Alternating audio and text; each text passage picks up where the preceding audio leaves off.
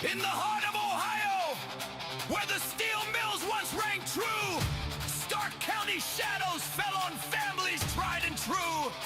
Canton City streets grew cold with warrants never signed.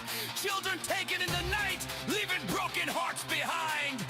But voices rose from living rooms, from kitchens, from the fray. Fighters for the family who refused to fade away. Oh, Canton Hall of Shame, you stand against the storm, naming every wrong that's done, keeping families warm. Warriors of the righteous fight through the years of pain and claim. You shine the light on head and mighty, the Canton Hall of Shame. Hey! Justin nicely leads the charge, a single father strong and bold, calling out the overreach in stories yet untold. They march to City Hall, demanding truth and justice where the mighty often fall.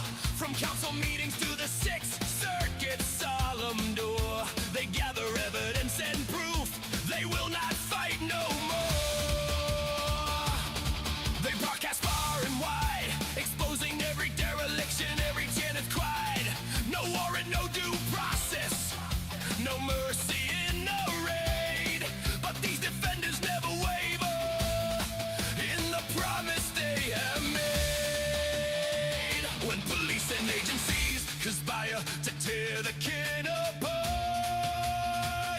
these guardians of the heart ignite the people's hearts. They walk the walk of courage, they name the names of wrong, turning silent suffering into a rallying song. For every child returned, for every family home, the Hall of Shame reminds us, protect the sacred road.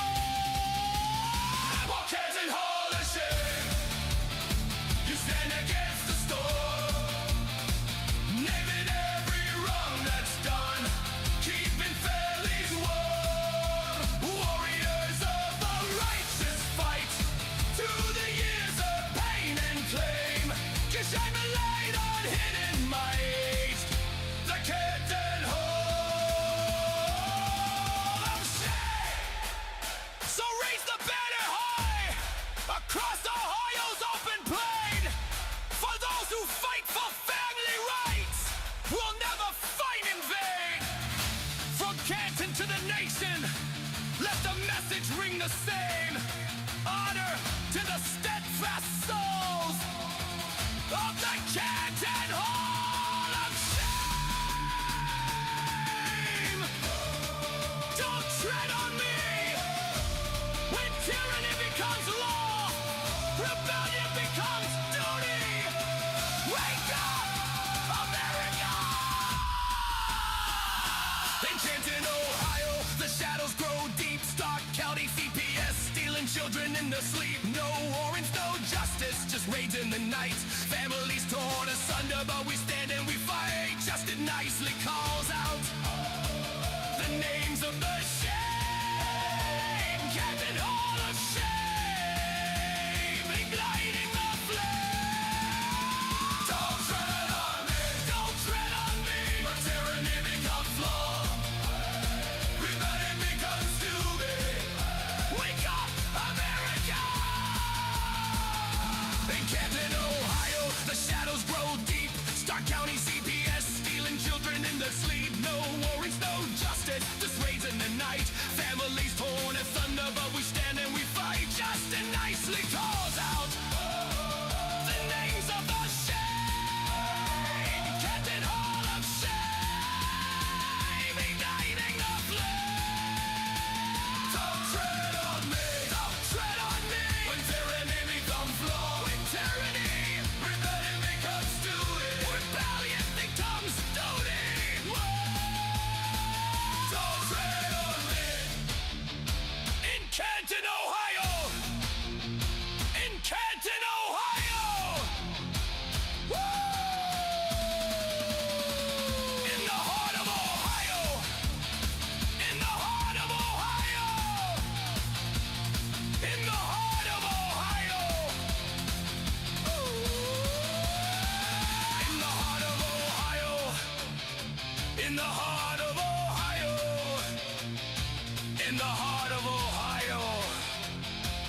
In the heart of Ohio.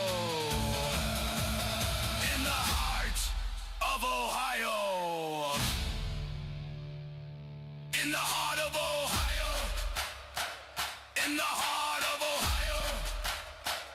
In the heart of Ohio. In the heart of Ohio. In the heart of Ohio. In the heart of Ohio. In the heart of Ohio. In the heart of Ohio. In the heart of Ohio. In the heart of Ohio. In the heart of Ohio. In the heart of Ohio. In the heart of Ohio. In the heart of Ohio. In the heart of Ohio. In the freaking heart of Ohio. What's up, everybody? I'm the GPS Punisher, and tonight is our night. We're gonna launch Canton, Ohio Hall of Shame. Man, these guys are they are something, and forced to be reckoned with. And I'm gonna say it's tonight, and this is really kind of rare. This is an in group. So this is really kind of strange too to even see this, that you don't very often get to see that.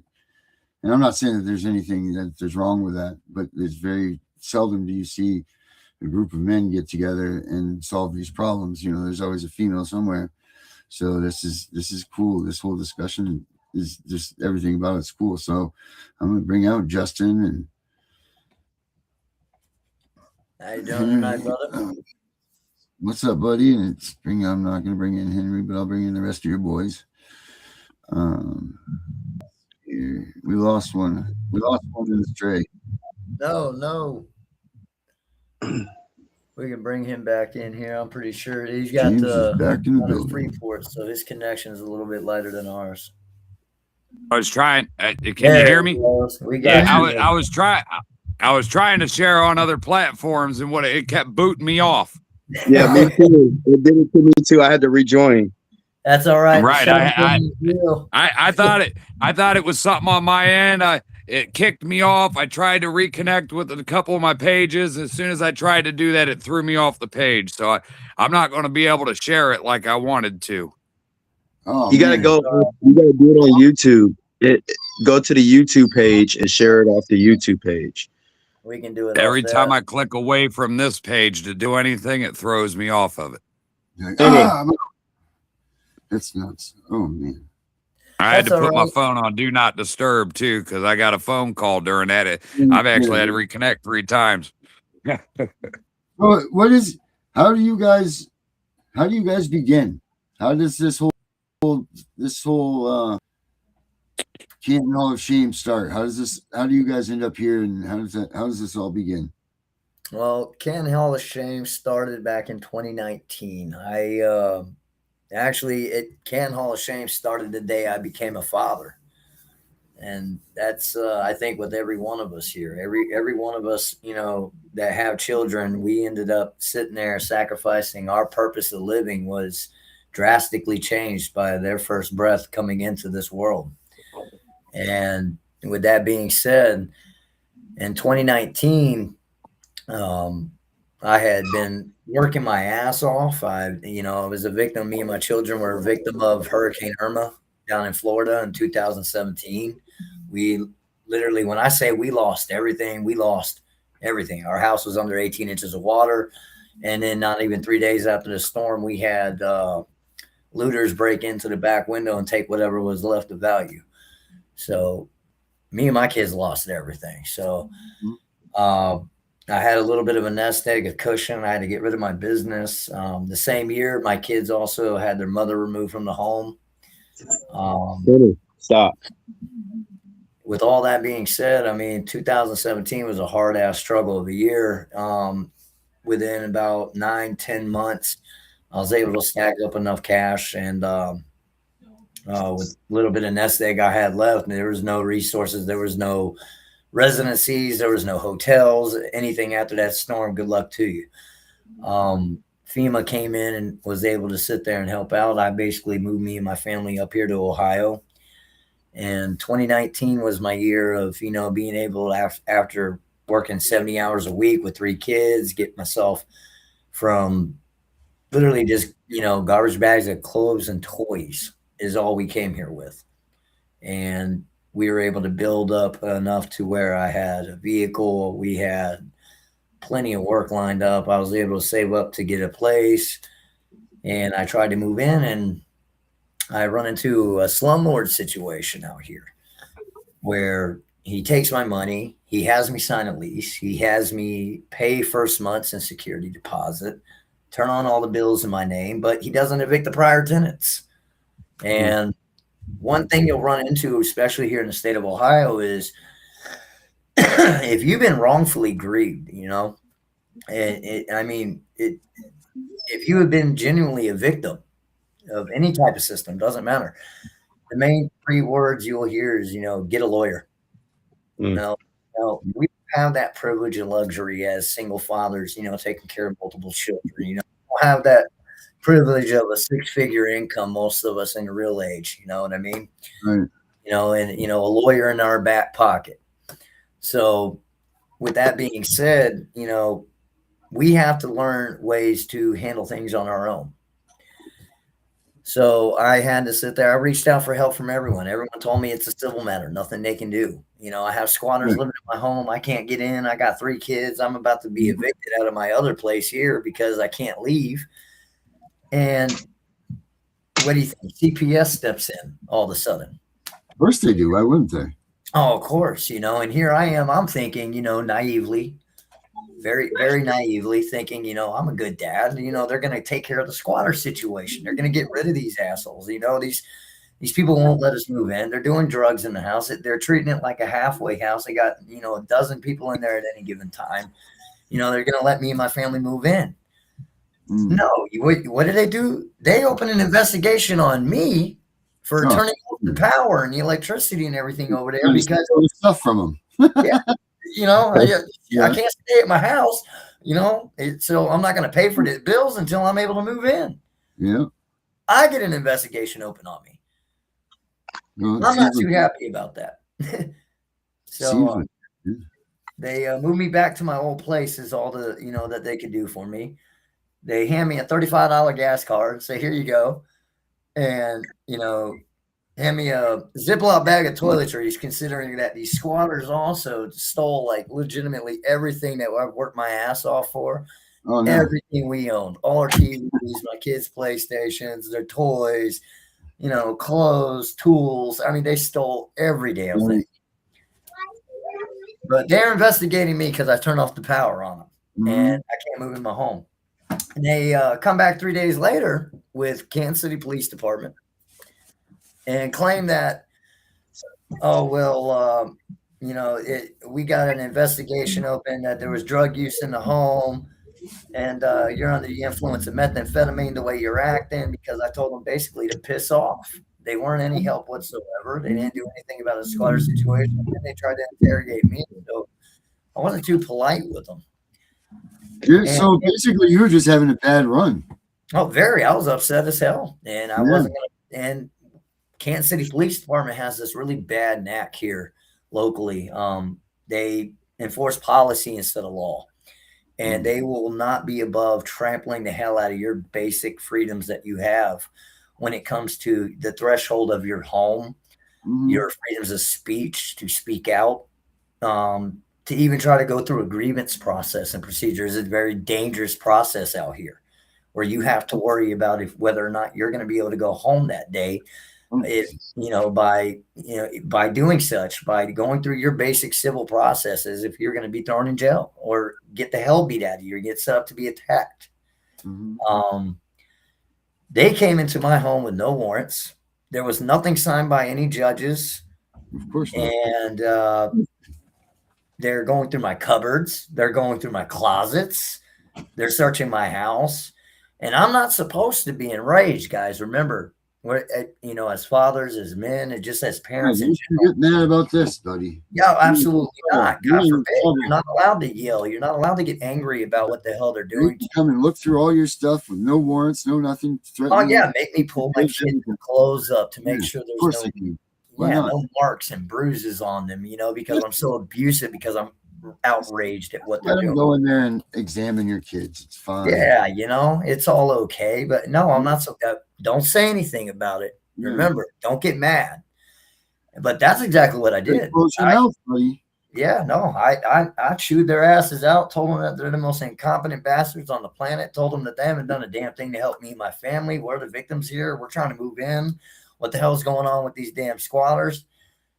They snatched my babies out of my arms and took them under what's called a juvenile rule 6 here in Ohio, where if there is quote unquote exigent circumstances of abuse and or neglect taking place that they see as law enforcement officers, they are allowed to snatch your children without a court order, without anything signed by a judge. And that's exactly what they did. And they wrote in the reports claiming that I, Justin Nicely, was under the influence of methamphetamine, because, you know, everybody that's got a busted grill, guys, is under the influence of some type of drug out there. You know, it couldn't have been like a car accident that shattered their lower jaw and broke out most of their teeth back in, 02. You know, everybody's under the influence of drugs. So conveniently, I was smart enough to stormtroop their office when they snatched my kids immediately after and demand and force them to give me a drug test. And conveniently, guess what it came back as? Nothing. Not a damn drop of methamphetamine or amphetamines in my system whatsoever, because I've never touched the shit a day in my life.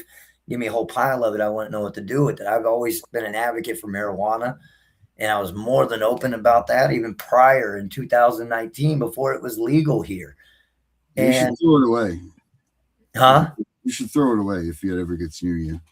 Oh yeah, I honestly, again, it's just, I've seen the cause and effect of what drug use has done, especially with my ex at the time, my kids' mom. So it's made me see the other side of that perspective, to where it's like, I haven't really ever had any type of, ambition or, want to do it. And it was just outrageous at the fact of these people, have nothing to go off of. You guys are making very horrid allegations against me that, it's an insult. Right.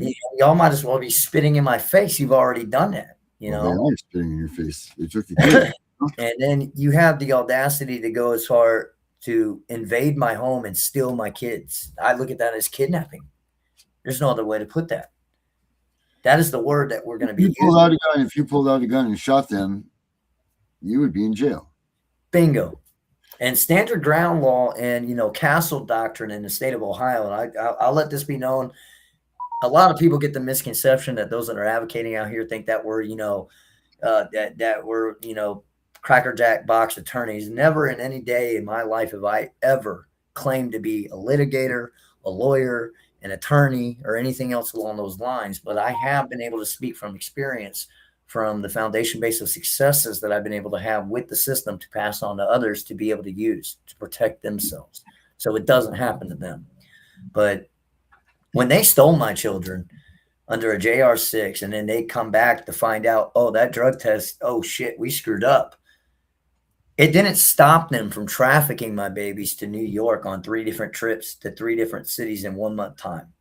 Cicero, New York, Buffalo, New York, Chicotagua, New York.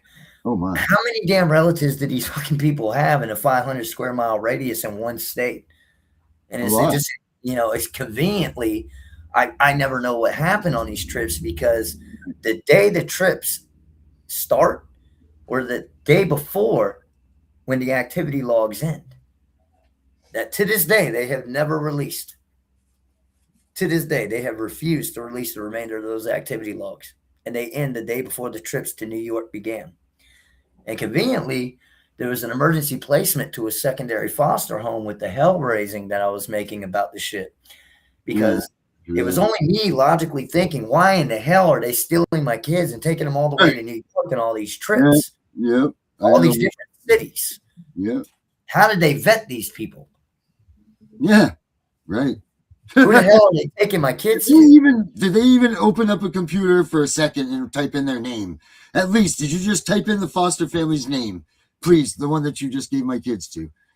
Just give me that, like, no, they don't vet them. They don't nothing. They just throw them into these people that are just accept them, get that money, dude. And that's it. See you later. Bye. That's all they do, man.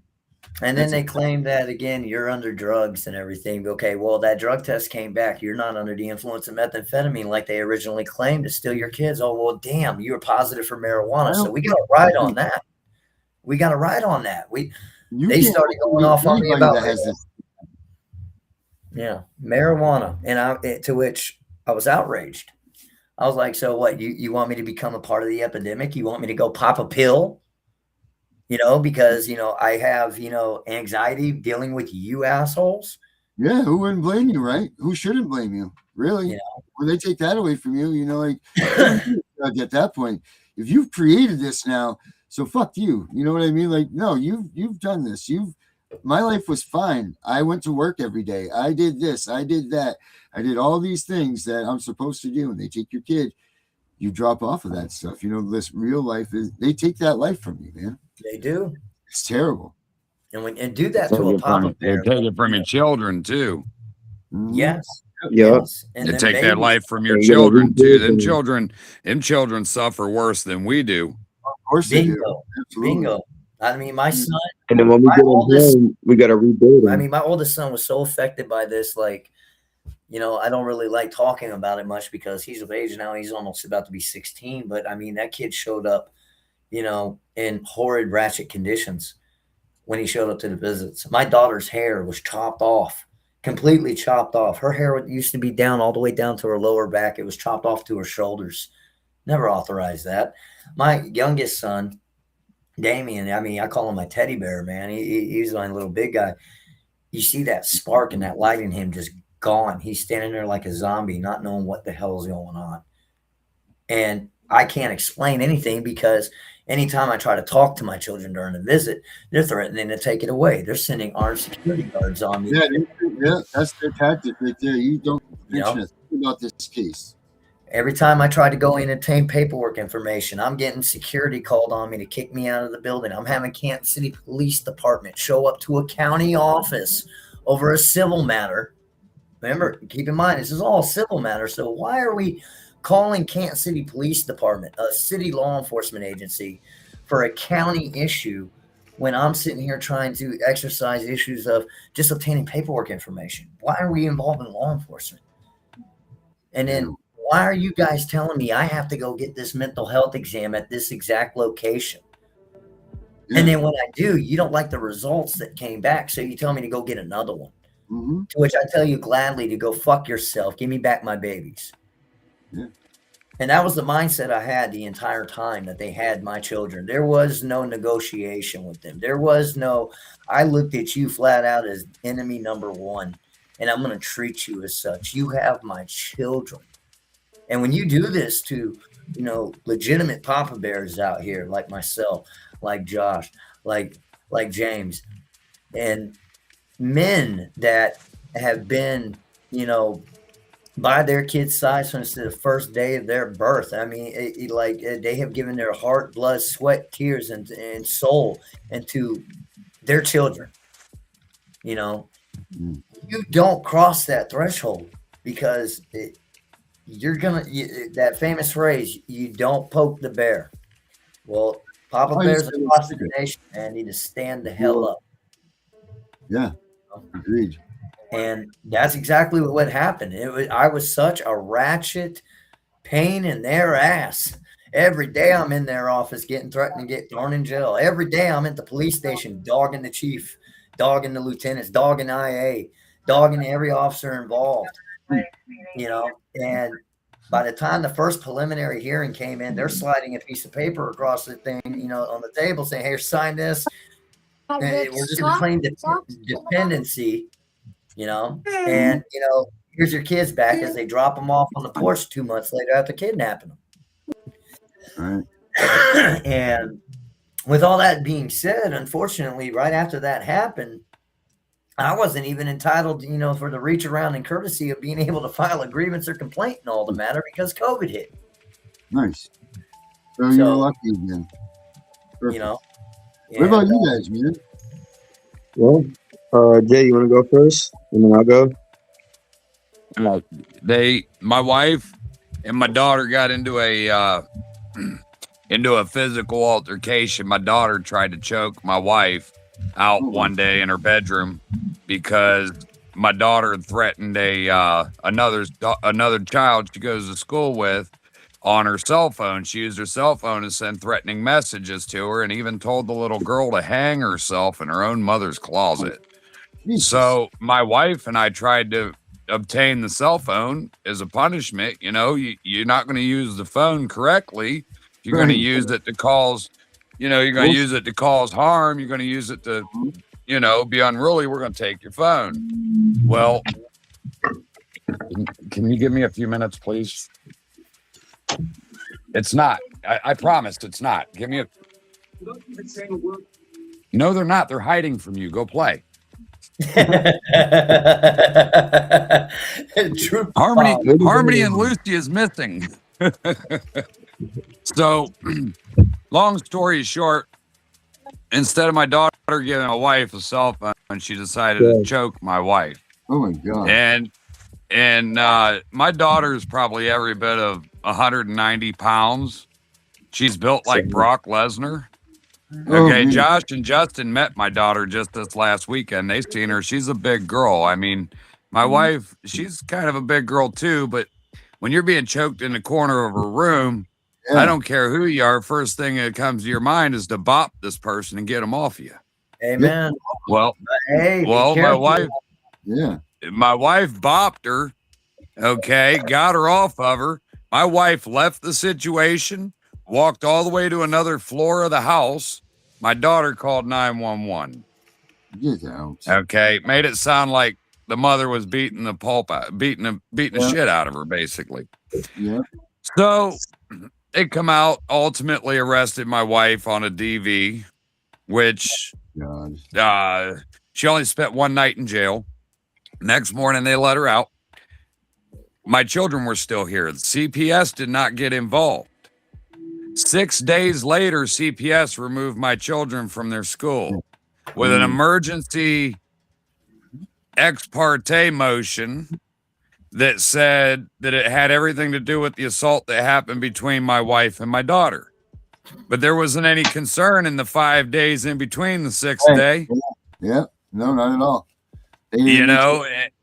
And they did absolutely nothing when in Ohio law says that they have to show reasonable efforts that they've tried to retain the family intact. They didn't do anything. They didn't even knock on my door. They just went straight to my kids' school 6 days later and took my children. I have zero record. I've never been in trouble a day in my life. I've been self-employed. I buy storage lockers for a living and I sell them at flea markets and swap meets. I do very well for my family. There was no reason why they couldn't, even a safety plan, something. They could have did something other than what they did. They just jumped straight taking the children. They kept my children for 14 months. Within those 14 months, 2 of my children were abused, and it's documented within the activity logs. And my kids told the guy at their forensic interviews at the Harmony House in St. Clairsville, Ohio, told them they were abused by this caretaker. My 11-year-old got kicked in her stomach because the caretaker was pissed off at her. And because my 6-year-old would not go to bed because she had school the next morning, they placed her outside in her freaking nightgown to sit in the snow. Not in the snow, but it was snowing outside on their porch on a bench while it was snowing outside. Oh, man. And me and my wife tried to press the issue. We've been in and out of these sheriff's departments trying to talk to the Harrison County Sheriff's Department here where my children are in their custody, and in the Guernsey County Sheriff's Department where the incident happened. And neither of the sheriff's departments want to get involved because I don't have custody of my children. Oh, God, and no, CPS didn't report the crimes to the proper authorities. It's not up to the CPS agents to investigate criminal acts. No, they got the power of God, remember? Judiciary, right. Judge, jury, executioner, the works here. And here just in December, because I was raising a great niece of mine because my niece didn't want her. She just gave birth to this kid and threatened to kill it the day it was born. Right. And me and my wife decided after the 4th month that we would take the baby, and we raised that baby till she was almost 6 years old. When they came in my house and took my children, they took her too, just to reunify her back with the biological mother that is now facing charges. And the whole family subpoenaed to go to court to testify on that baby's behalf here within the next 10 days. Well, no, And the real- 10 days real in quick. 10 days we pick the jury, and 15 days we go to court. Well, real quick too, since we are live and he did bring that up, we do want to give a shout out to anybody out here in Ohio.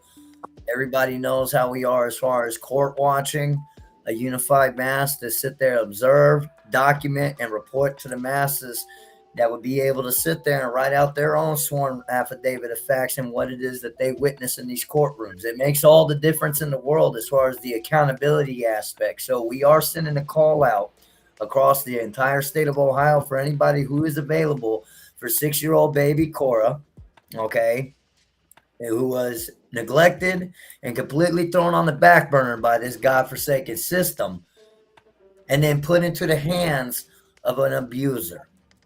Now, we've heard The this biological mother, Yeah. Yes. mother makes this child sit by the door to eat her food. She's not allowed to sit at the kitchen table like the rest of the family. What? So we're gonna, And that's we're gonna what we're put going to court. That's what we're fighting for right now. And she picked that child up by her arms and threw her on the floor like a sack of potatoes and injured that baby.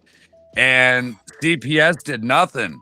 They took the baby the night that it was reported, and the very next day after school, CPS released the baby back to the biological mother. And now And the you mother know, will face charges. and now the mother's facing charge, but the mother still has the baby. Now make that make sense, people. So we're sending all. I'll tell you why it APB makes call sense. out. Because it happened to me. I know why it makes sense, because Harrison County wants to make sure that they make it look like they made the right decision. Unfortunately for them, though, this is going to happen in Summit County, 172 South Broadway. Write down that address, people. See, he said Summit County, and I said Harrison County. Let me Yeah. clarify that for you guys real quick. My daughter, my great niece that I call my daughter because I raised her, went to Summit County from Harrison County back to the biological mother. Harrison County's in cahoots with Summit County and told Summit County not to deal with any of the reports from the family on that child. We sent the police. We called the police over there for a well check. I want to say around mid to late December. And the officer sent my wife a text message and said that the CPS agency basically told them to kick rocks and they know what's the best interest of the child. Y'all hear this, people. This is how it is here in Ohio as far as the law enforcement not even understanding their own roles. That's a and duties Lakemore out Police Department. That's the Lakemore Police Department right inside Springfield Township, Ohio, right on the outskirts of Akron. Right in between Akron and Canton.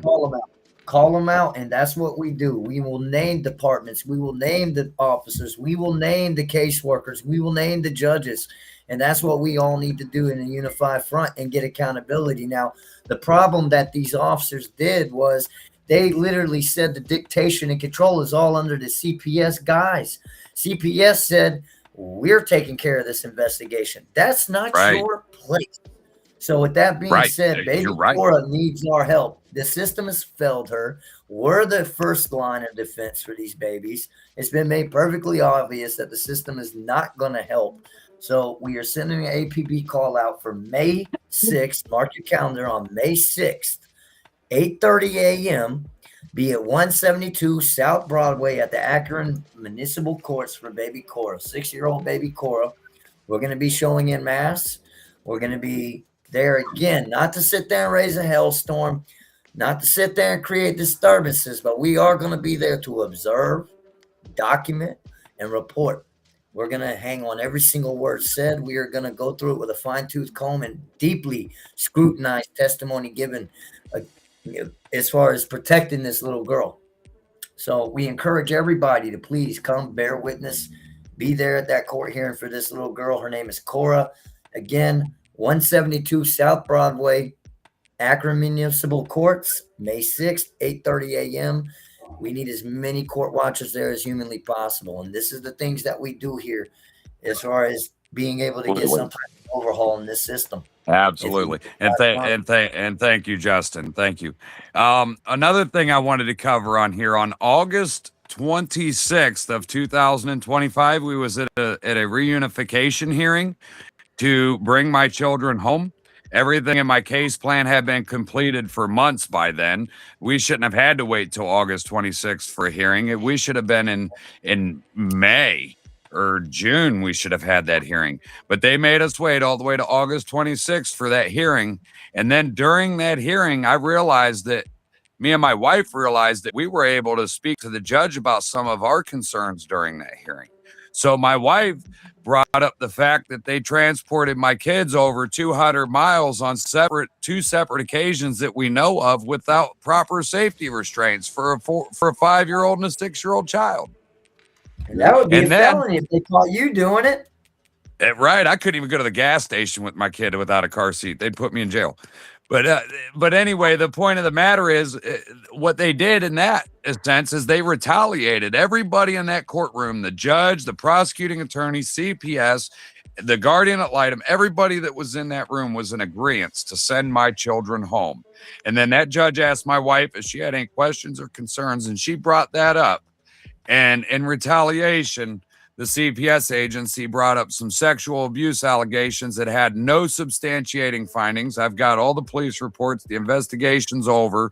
They had nothing. In fact, they did the entire investigation in September, but didn't close it until late December. Yeah.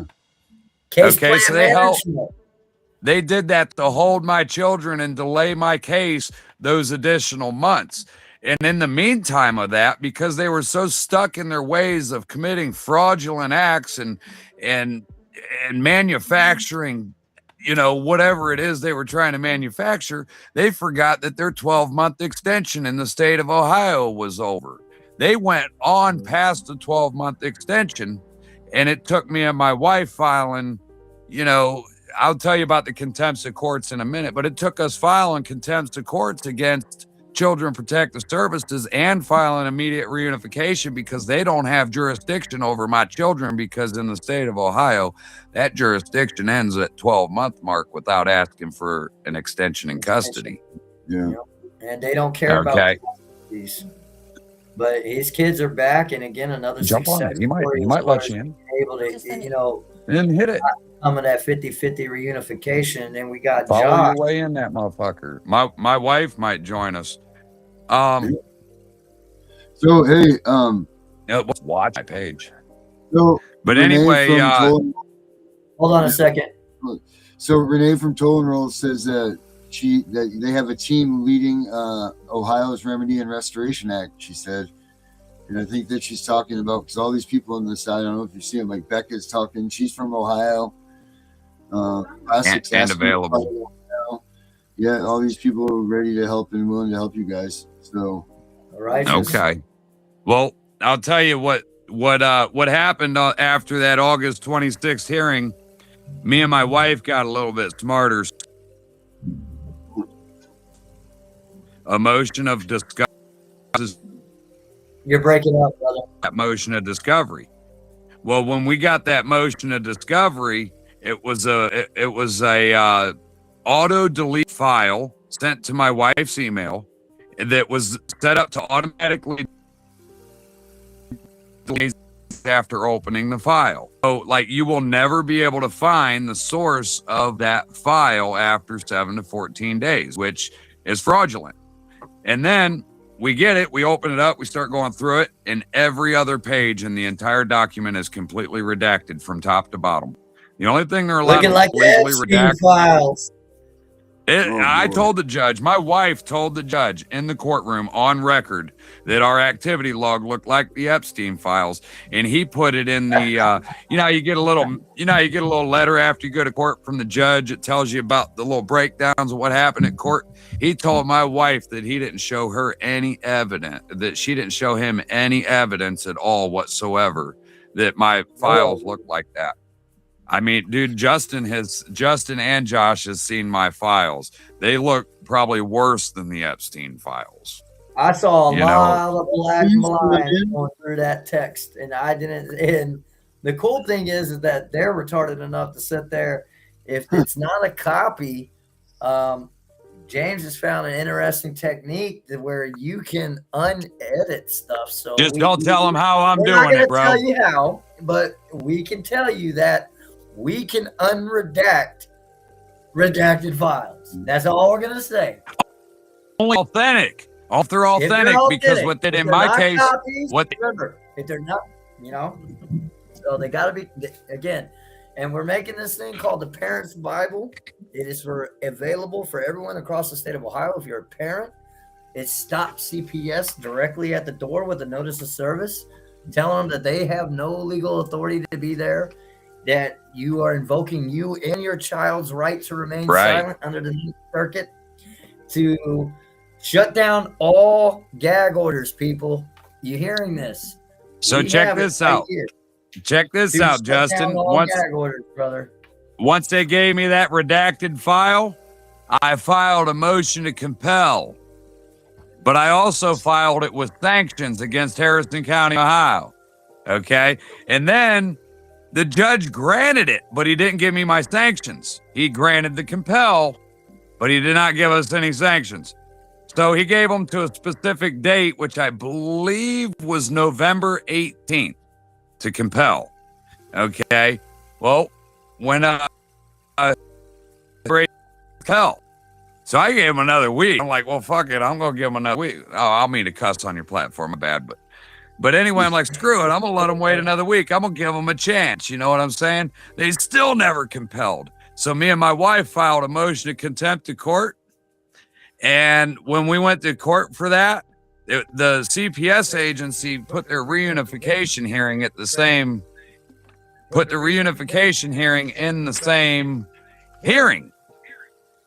So they reunified my kids, but they threw the contempt motion under the desk. Oh, man.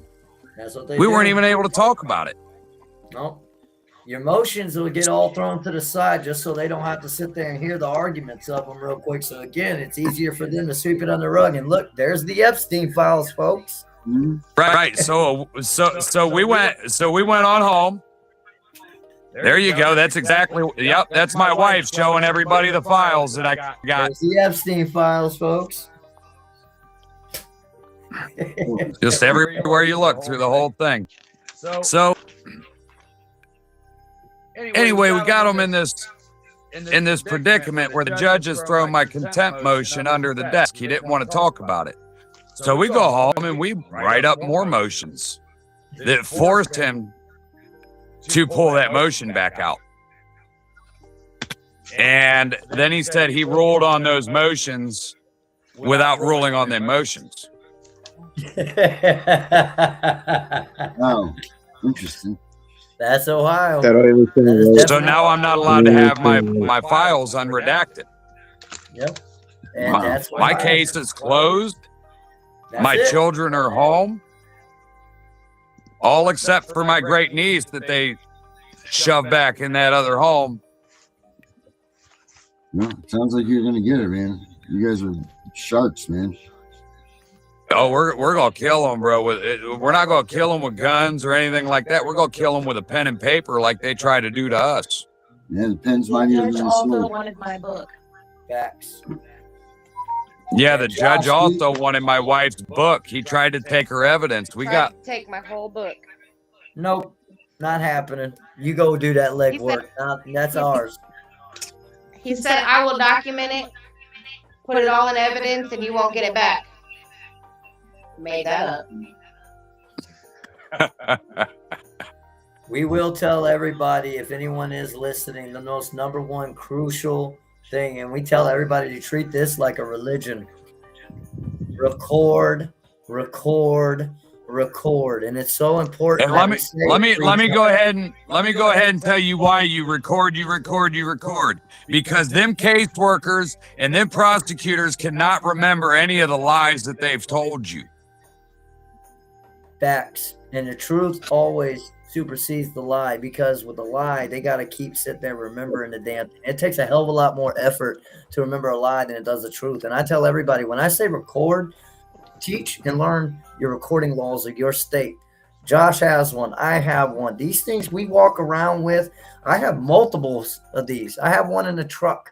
I have one. Look, I'm going to tell you guys a little secret about recording. I got a Cube ACR. It's called Cube ACR. I put it on my phone. I downloaded it to my phone. And then you put a Cube ACR helper on your phone. There's two separate apps. They work together. And you can pay $24.99 a year, and it'll record every phone call that comes to your phone. There you go. And there's ways to make sure that you sit there and get it's called accountability and transparency. And this is what they're it does not tell the other party that you're recording their phone call either. So now, you know what I'm saying? Like here where we're at, Ohio, it's a one-party consent state. Anywhere else where it's a two-party consent state, get yourself friend. Have a conversation with your friend while you're having a conversation with those people. Now you have two-party consent. Now, this is what we're also telling everybody now. In one-party consent state, we're letting everyone know your golden ticket's written. And what we mean by that is that not only are you, this is your opportunity. Again, your defense is you. You are the front line for your children, for your family, for your own protection and safety. You do not depend on anybody else for that. You better depend on that for yourself. Treat this, like I said, like a religion. You better make this a habit. Every time that phone rings, boom, you're right here with it. On speaker, ready to go. Every single time. Or download the app and spend the money, because I'm going to tell you, it's so much easier just to know it's already recorded. You download that caseworker's name in your phone, so it says your caseworker's name, and then you could go into that Cube ACR app and search that caseworker's name and pull up every recording you've ever recorded of that person. It's all already lined up. Everything's dated and timed. Every time you go to a team meeting, every time you go to a visit with your child, every time that you sit there and have a home visit by these people to inspect your property, you record them on audio. You record them on video. These are your weapons. Facebook. Yes. And we'll put you on the internet. You've seen that, right?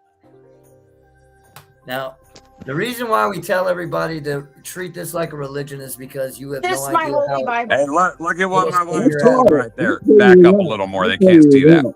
There you go. That's a lot. I'm gonna tell you, every bit of that is evidence against the state of Ohio.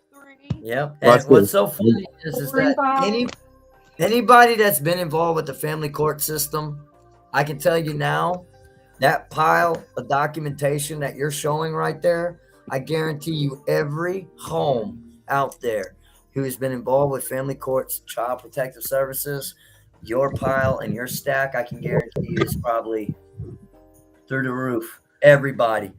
Yeah, but a lot of these people, though, here's the problem. They throw them in the drawers. They throw them in a box somewhere. They throw them in the trash. They can't do that, man. You got to stack that shit up as it comes so you can just compile it in order and put yourself a timeline together.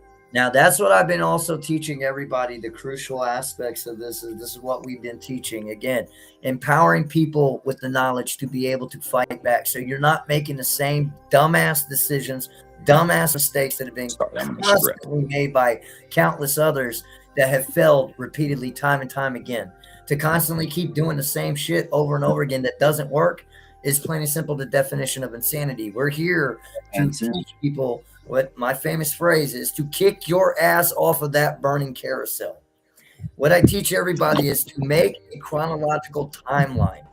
And what I say by this is that don't just sit there and get all your paperwork and documentation and court documents all together and everything and stack it up and say, here. No. What you want to do is when I say you write out a chronological timeline, you're only going to have to do this one time. And all them piles of documentation that you have are from that point nothing but exhibit pieces. You won't have to refer to all of that nonsense. You won't have to lose your damn mind looking for this piece, looking for that piece. You have what is called that timeline, that affidavit of fact, chronologically written out from the beginning of what started all this shit, from the very first engagement. You see this right here? You see this? Yes. You know, this is our app, right? Yes, sir. Great. Check it out. You start your cases here. You open your cases here. And then that creates, once you upload your documents and you do all that, it creates a timeline for you.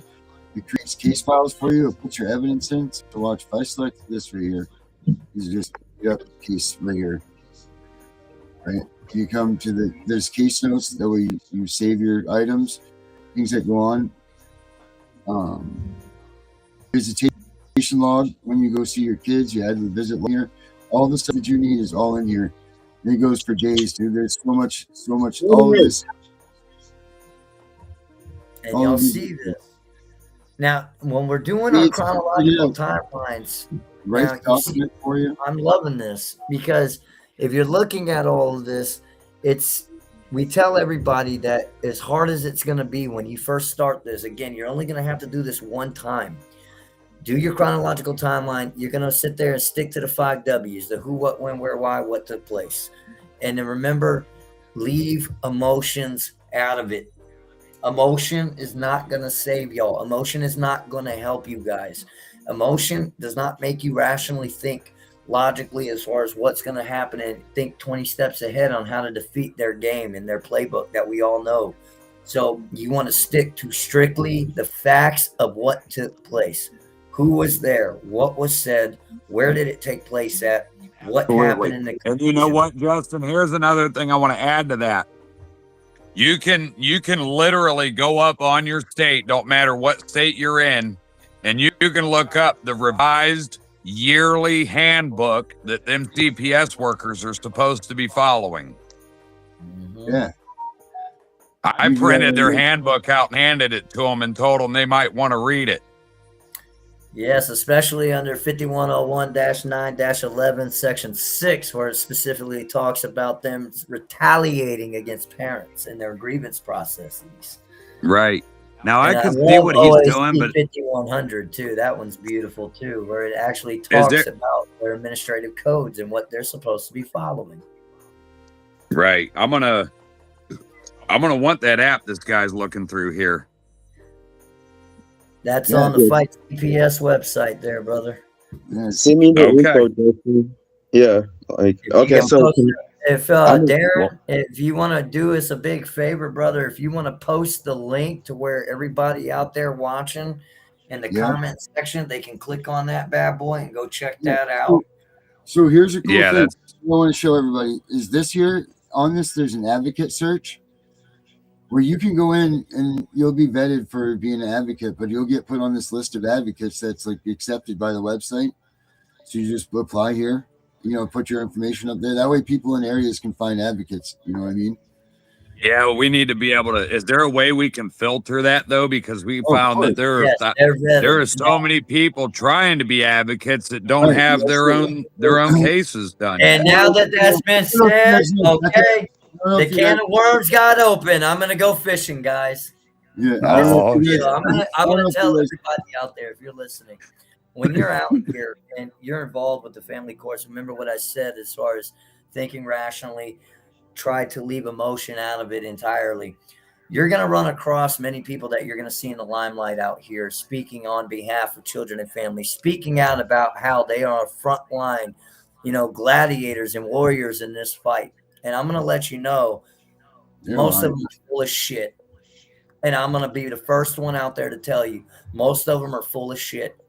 And they're either one of a few categories of types. Either A, they're clout chasers. They're just in this to stay relevant and have a name for themselves to feel relevant. Yet again, They don't have any foundation based in success themselves to offer anyone. They just, again, are out here hearing something and then repeating some nonsense that they may have heard that sounds good. You also got people out here that are legitimate scam artists that are taking advantage of those that have been abused by the system, taking advantage of the traumas that has taken place. And these people are desperate. They're looking for help. So with that being said, there's people out here that are willing to, unfortunately, take advantage of those that are desperate looking for that help and Take try your to money and give you bad information. monetary gains. What Oh, is I'll big file this money? paperwork for you. I'll do this, that, and the other. But yet they don't really, again, have a foundation basic success themselves to offer you that they can say, hey, this worked for me. Another type that you got to worry about are those that are out here claiming that they're advocates. Is that if you see them asking you to give them money, but yet they haven't got right now, they currently are still fighting their case. Why are you going to pay these people? Why are you going to give these people money and donate to them to go across the country to fight for you, to go serve all these notices to these councils and to these commissions, but yet They they came have and nothing when they came and themselves. sit in their own when They they have came and sit nothing. in their own county and win their own case. Exactly my point. And now you also got the narcissists and the abusers. Now these people are the ones that are, a lot of times they got the 6-figure incomes and plus they feel that, money, they could throw it at the problem and they could fix it. Certain individuals, I'm not the type that I'm going to give these assholes any type of credit, but this one particular one, everybody knows, Weagle. Ah, Solid piece of shit. I didn't do that, did I? Narcissistic, egotistical maniac, plain and simple, that has, again, no experience, complete rookie in this game, and couldn't fight his ass out of a damn paper bag if his life depended on it when it came to advocacy for our children and My families. Lord. So with that being said, again, no filter here, people at Canton Hall of Shame, everybody. So You know what though? People don't you make the feel mistake some with those type way, of the last people. one, there's one more group of advocates out here that I'm going to call out tonight. Yes, I'm calling them all out, damn it. Okay? Because if you feel some type of way, maybe you need to do a little bit of self-reflection in the mirror. Okay? I'm going to call out the people that have been in this shit for 20, 25, 30 plus damn years that are possibly even a part of, the creation of ASFA, but we're not going to talk about that. We're going to talk about how they have been in this game for so damn long, stonewalling the movement for others, stonewalling the connections in order to possibly get something done, stonewalling any other advocates out here that, again, that actually might have. Have they been, or have they something been leading? Hold on. Have they been doing that, or are they leading the way? Because there was no path for them to go down when this all started. I'm talking about the ones that are stonewalling the movement, not the ones that are out here that have been here forever and everything that have, pioneered this thing. Okay. We're talking about the ones that are riding the coattails off of the pioneers, claiming that they're advocates and everything like that, but yet want to stonewall any information to get to the people that could help these people. And there's tons of those out there. We know it as well. And then You're talking about the clout. You're talking about the clout chasers, the one that want to say, "Oh, look at me," but they ain't got nothing to look at. Captain Meeseeks out here. There's so many of them that need to get a captain's hat and a fucking cake. It's plain and simple. Captain Meeseeks. Captain Meeseeks. Look at me! Look at me! Look at me! Oh, captain's hat. But these are our problems that we're facing in the advocacy world now. Those of us that are real advocates. Number one, me to help you guys out here, I will never ask you to pay me a dime, okay? Because when it comes to filing the motions and when it comes to actually going off into the courts, you're on your own. There's nothing I'm going to be able to do to help you other than to sit there and guide you to that point.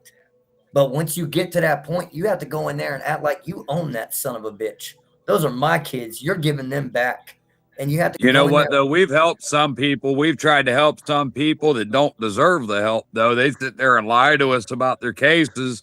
And then we're sitting there trying to give them advice to try to bring their kids home when their kids really don't need to be home.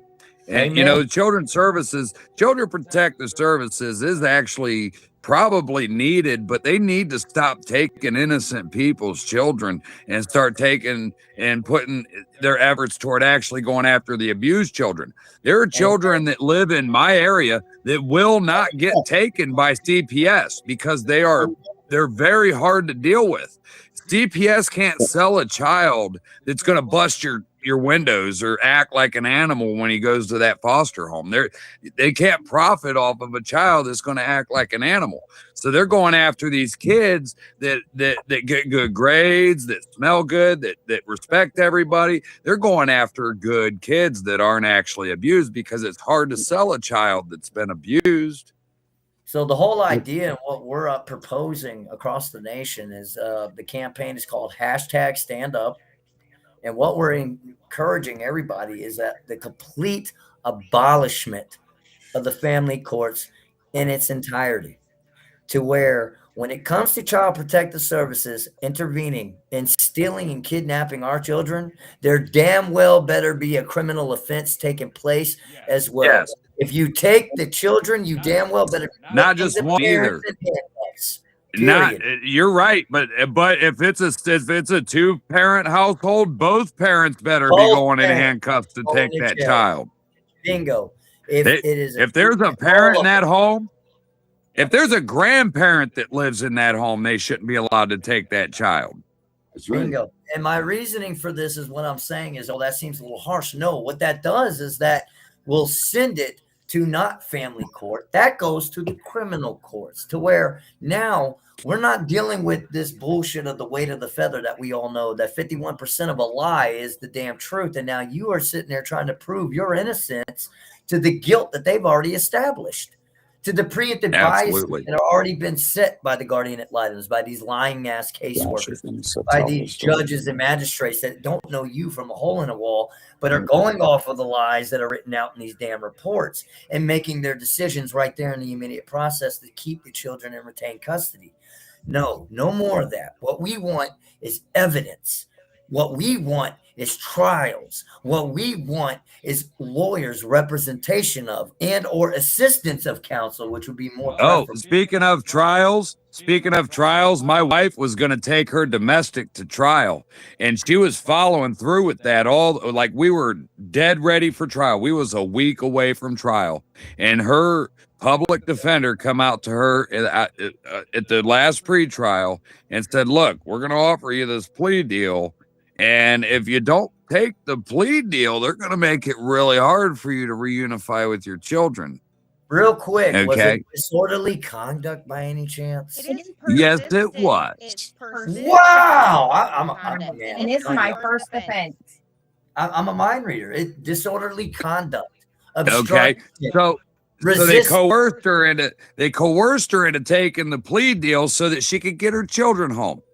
They told me they were going to give me sexual assault abuse charges, along with the abuse of a minor child under the age of 21 with a disability, also domestic violence, or I could take the disorderly conduct. And I'll put it out there. She has a mental disorder because she thinks that she thinks she's a man. She wants to have a surgery, and I'll get funny with it. I ain't never going to pay for no addictomy. She needs to just pull out the tricoxagen and get over it. Oh, I like that tricoxagen. I've heard addictomy. Oh my God, I'm fucking dead over here. That's great. And now, if you want to talk about abuses, people, Josh's story, if anybody hasn't followed along with the story of Josh Brown. Yeah, Josh has got a... This man, I've been by this man's side for over a year, and I have never seen a father fight harder to be with his child, or to want to be a father to his child, that has gotten nothing but the fucking shaft every turn, every way imaginable. Right. And this is a story that needs to be told about the abuses that take place to these babies. Go ahead, Josh. Hello, everyone. I'm I put on there hashtag free Tyreek Brown. That's what I normally put on Facebook. My name is Joshua Brown. Really, my real name isn't Joshua. I was adopted at 6 months old. Now, the reason why I go son is because I was in the system myself. Right now, my son is with my adoptive family, and that was not a choice of mine at all. Justin is just my side. He's my witness to everything that's been occurring to me. My son. Let's start out with my son's mom abandoned him with me for 9 to 8 months. I had my son during the school year. I'm the one that got him his shots for school. He never took him to the doctor. Even before that, let's start before that then. So, like Jay said, Akron is corrupted as hell. My son's mom lost custody in Akron. She lied on me and got a protection order, and then I had to go to court and beat that. I beat it. The judge dismissed it without prejudice, he said, because there was no evidence of anything. He said it doesn't make sense that she did this, and it was stupid. So then after I beat that, she lost custody in Akron. That took me a year and a half. I was already going for my rights down in Fort County. Let's talk about the corruption here. So if you understand, if you have a case already going somewhere else, that child should be delivered to where that other court is. That overproceeds that other court. So that never happened, which is the same judge I have right now, which is Rosemary Hall. Rosemary Hall, people. Corrupted. Rosemary Hall. Yep. So she's a what we call snaps. So we'll give the acronym real quick. That is a succubus, Neanderthal, abusive, pedophile sympathizer. Right. All the snaps are getting called out in 2026, people. Yes. So it took me a year and a half to get shared parenting rights. My lawyer made Rosita sign an NDA. I mean, technically, I'm not supposed to say what's inside of it, but I'm never supposed to lie. That's one of them. That's in there. She's never supposed to lie on me ever again. Obviously, that's not true. She never decided. She decided to lie on me multiple times already. After getting him out the system, that's when she only had him for 3 months. Dropped him right off to me. Never came around. So it took me going down to Job and Family Services, to Child Protective Services, to the police station to report that she dropped him off. No one wanted to do anything about it. Her not contacting me. I'm showing the police text messages. I even showed the caseworker. I got a Job and Family Services. So ended up getting a caseworker, explained everything, ended up getting insurance for him through Job and Family Services because it was more, my job was, it was just too late to actually get the insurance. And we would have cost me more to add him on as an emergency for the insurance. After, let's say, just before school was about to start, Rosita came to my home, drunk on drugs, decides to argue with me, pulls our son out of my car, out the car window, and buckles him from his car seat, pulls him right out the window. He's screaming because he's in shock. Like, my mom is pulling me out the window. Like, so I put the car fully in park. I turned my car off. This is at my house.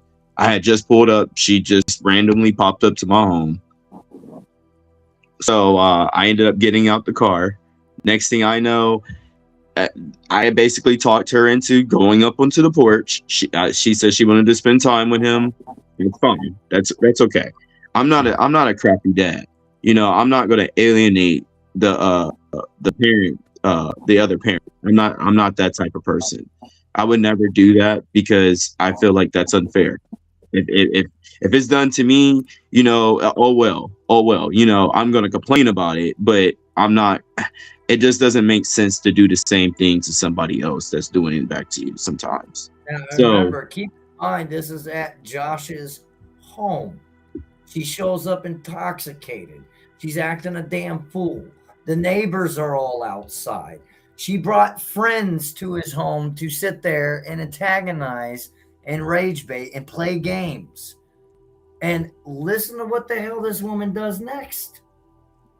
so she jumps off the banister. I mean, do you guys have a banister piece on y'all's porches?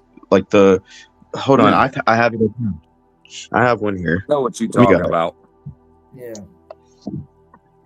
Okay. Well, she jumps off the banister with our child in her arms. I jumped too. What? Luckily, I was able to catch them in midair. I wrapped my body around them. We fell down onto the ground. My neighbors are screaming, scared, because she has a baby in her hands. You're jumping off of a banister. Does that make sense? Like, you're doing something cuckoo.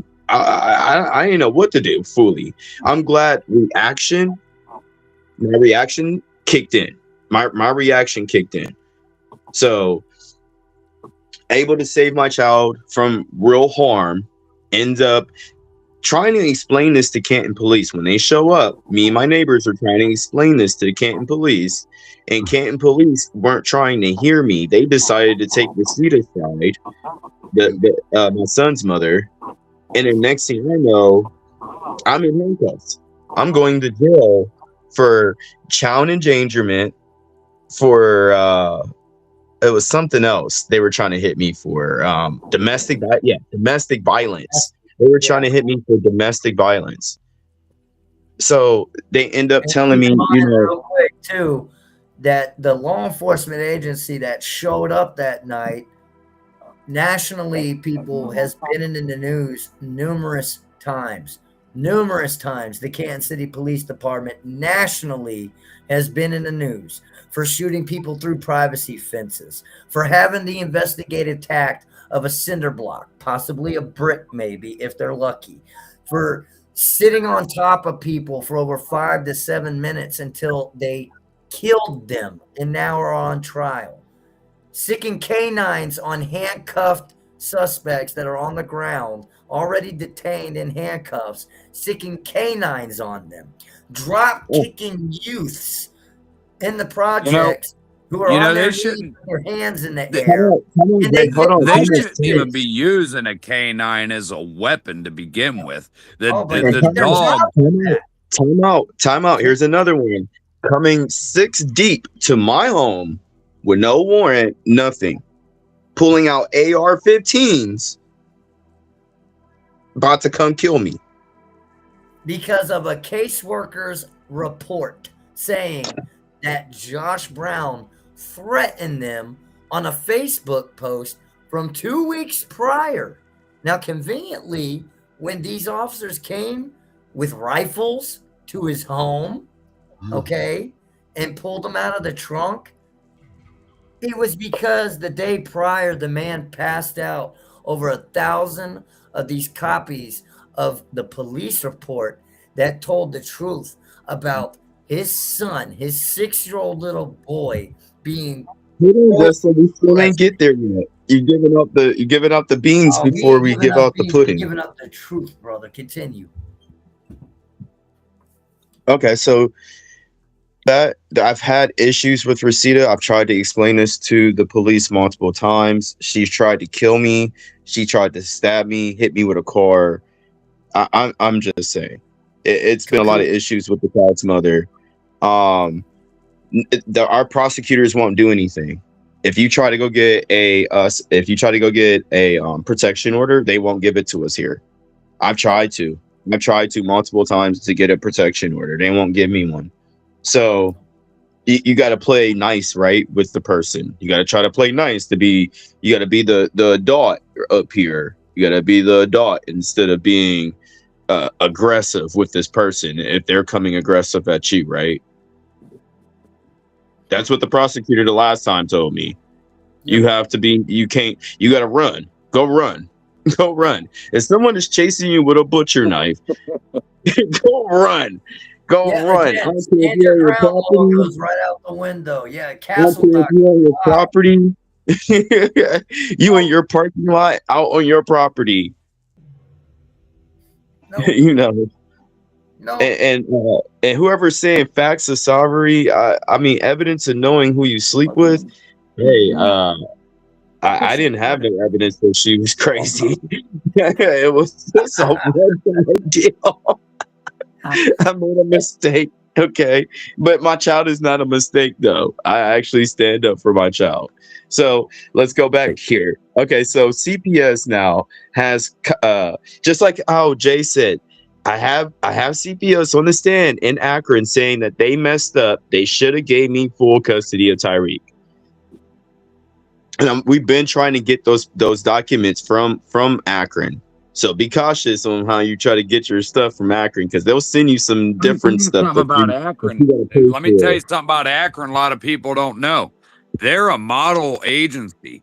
They're the training facility for all the rest of the agencies within the state of Ohio. So if we find all the corruption right there where they're training them all to be corrupt, I mean, we might be in the right place anyway. Yep, we got them on the top 10 radar as far as the counties that are the hottest ones out here, and that's not in a good light, people. You know, Okay, by the way, in my county hits number 1 in the state for being the most corrupt. And I was able to fight them cowards and get my children home. But go ahead, Josh, continue. Okay, so then Reseda loses custody again this time. And I don't know if I said this very clearly. I ended up getting Tyreek back in my custody, right? He was back in my custody, not in Reseda's custody. So CPS comes after me complaining to them and everything, explaining that she abandoned him. They decide to put out a, what is that, Rule 8 or a Rule 6? Juvenile Rule 6. So they decided to JR6 all her kids. Now, I had just dropped my son. I had dropped him off to school, and I ended up going to the bus stop like I always do to pick him up. Next thing I know, the bus driver tells me, no, the kids aren't on the bus. I said, which kids? My son should be on this bus. I said, and he was like, because I cleared it with the bus depot. That I was always the parent to come get them from the bus stop. So, because you got to take your custody papers into the bus depot. I don't know if all y'all know that.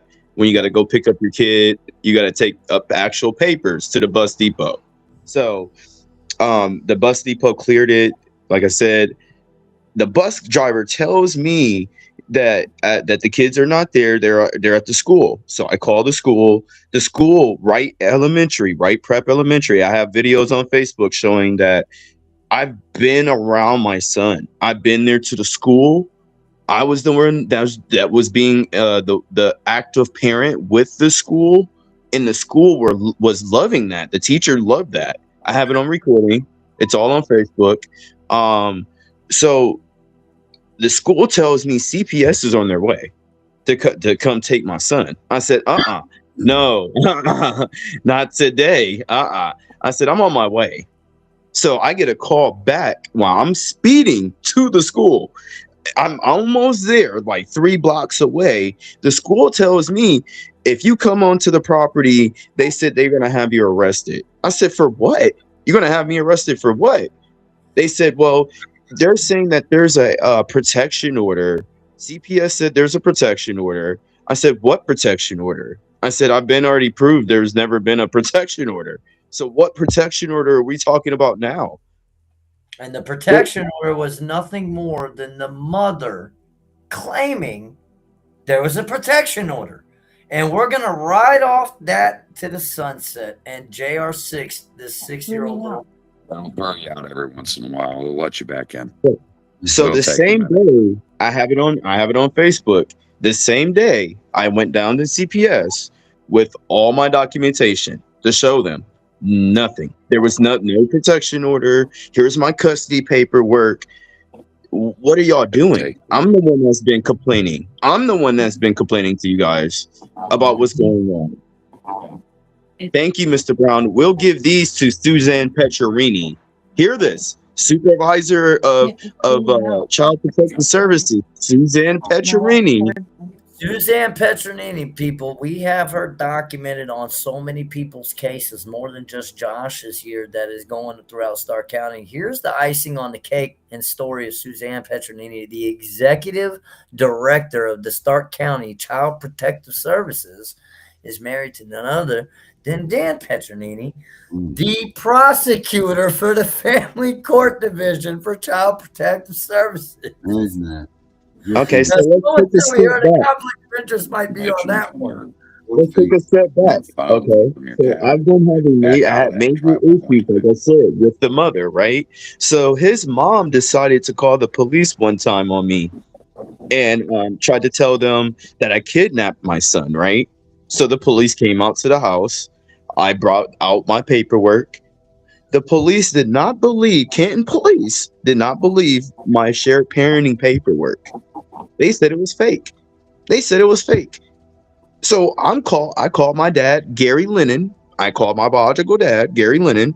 He got copies of everything. My son's birth certificate, his social, my birth certificate, my real birth certificate. So pretty much my dad comes, brings the paperwork. He tells the cops, you need to release my son. He did not kidnap him. This is during his visitation time. Right now, she abandoned the child with him. So the cops released me after they talked to Suzanne Petcherini on the phone, right? So I subpoenaed Suzanne Petcherini to court, right? The first court hearing, the evidential court hearing, right? Everybody knows what the evidential court hearing is, right? That's in the room. Can everybody give me a yeah? That's when you give them all your evidence. Right. So, Justin, do you remember my flash drives that I have? Yeah, I made flash drives, right? I made multiple flash drives, multiple of them, right? Of evidence. It just keeps building up. I keep uploading more onto them. So I give one to magistrate in what's his name? Inferno. Yeah, I forget. He's one of the lower, like, rookie tier magistrates we have out here. But he went ahead and hauled ass from this and gave it to who? Judge Magistrate Brown. Mm-hmm. So after I subpoenaed Suzanne Petcherini to court, right? I had the police report right there in my hand, right? To have her read it off as a witness, right? So their lawyer gets up, CPS's lawyer gets up and says, Your Honor, she cannot read that. That is he say, she say. I said, how is that he say, she say when both parties are here? I'm a party of that paper. She's a party of that paper. Because they said so. The magistrate allows this. He says, denied. You're not allowed to read that paper. I looked up. I said, huh? She's not allowed to read this paper? I said, okay. Do you remember the date on that? Do you remember the date on that paper? Do you remember having a conversation with Your Honor, she cannot inform because we don't know what's on that paper and we don't know if it's true or not. Wait, we don't know if it's true that the person on the stand. Now you see exactly why I said. But you see, that's exactly why I said right there a few minutes ago that when you record everything, them prosecuting attorneys and them caseworkers can't remember all them damn lies. Nope. It's hard enough for them to remember your kids' names, let alone all the lies they made up about them. Oh, Akron was misspelling Tyreek's name the whole time. I got Akron on misspelling Tyreek's name the whole time, bro. So okay, so let's go back to Canton here. So Canton, like I said, so during this court hearing I gave them the flash drive. I told the magistrate, just plug it in. You will see all the evidence to back up video showing that my son was with me, video of his room, video of me taking him to the doctor, video of me taking him on vacations, videos of the teacher talking about us. No, he took it and put it right there next to his computer. He didn't want to plug it in. He didn't want to plug it in at all. Nope. Oh, they don't ever want to see the good times. They only want to see what they can use against you so they can fucking keep your kid. Sorry. Why So, the hell I'm would thinking they we're wanna all just see in a evidence? chat. I keep forgetting we're on a live. But Yeah, so they I just said, want you to. why the hell would they want to see evidence and the truth when they sit there and have all the writing on this piece of paper from this malicious ass succubus caseworker? I mean, dude, that's word of God. So here we go. Here's the biggest nail I thought I could put in the coffin that day on them. I went downstairs, where you can go get your where you got to go pay your fines and costs. You can get your criminal information from there, that what you did, what they charged you with, if there's any protection orders, right? The clerk, went down there and got it, right? A certified copy, right? So their prosecutor tells the magistrate, Inferno right there, says, Your Honor, we don't know if that's real or not. It's got your damn stamp. Your Honor, it's stamped. That's stamped right there. Like, you don't clearly. He said, I agree with him. It could be fake. Have a good night. Like, so hear what I just said. Right? About turning in your paperwork, right? So here we go. Finally, I get, after, like Justin said, I got in trouble for supposedly releasing information. I got in trouble for supposedly releasing information. My first time in front of Judge Rosemary Hall. My first time in front of her, because the girl, Amanda Crocher, got mad at me because I supposedly released her information of what she was stating, her girl's report. Now, So keep in mind, when he released this report, people, there was a specific thing that he released to the public about what happened to his child. Go ahead. So I bring this up in court. Yeah, I say, so- Your Honor, I didn't release gave them what that they needed. information. You showed them files.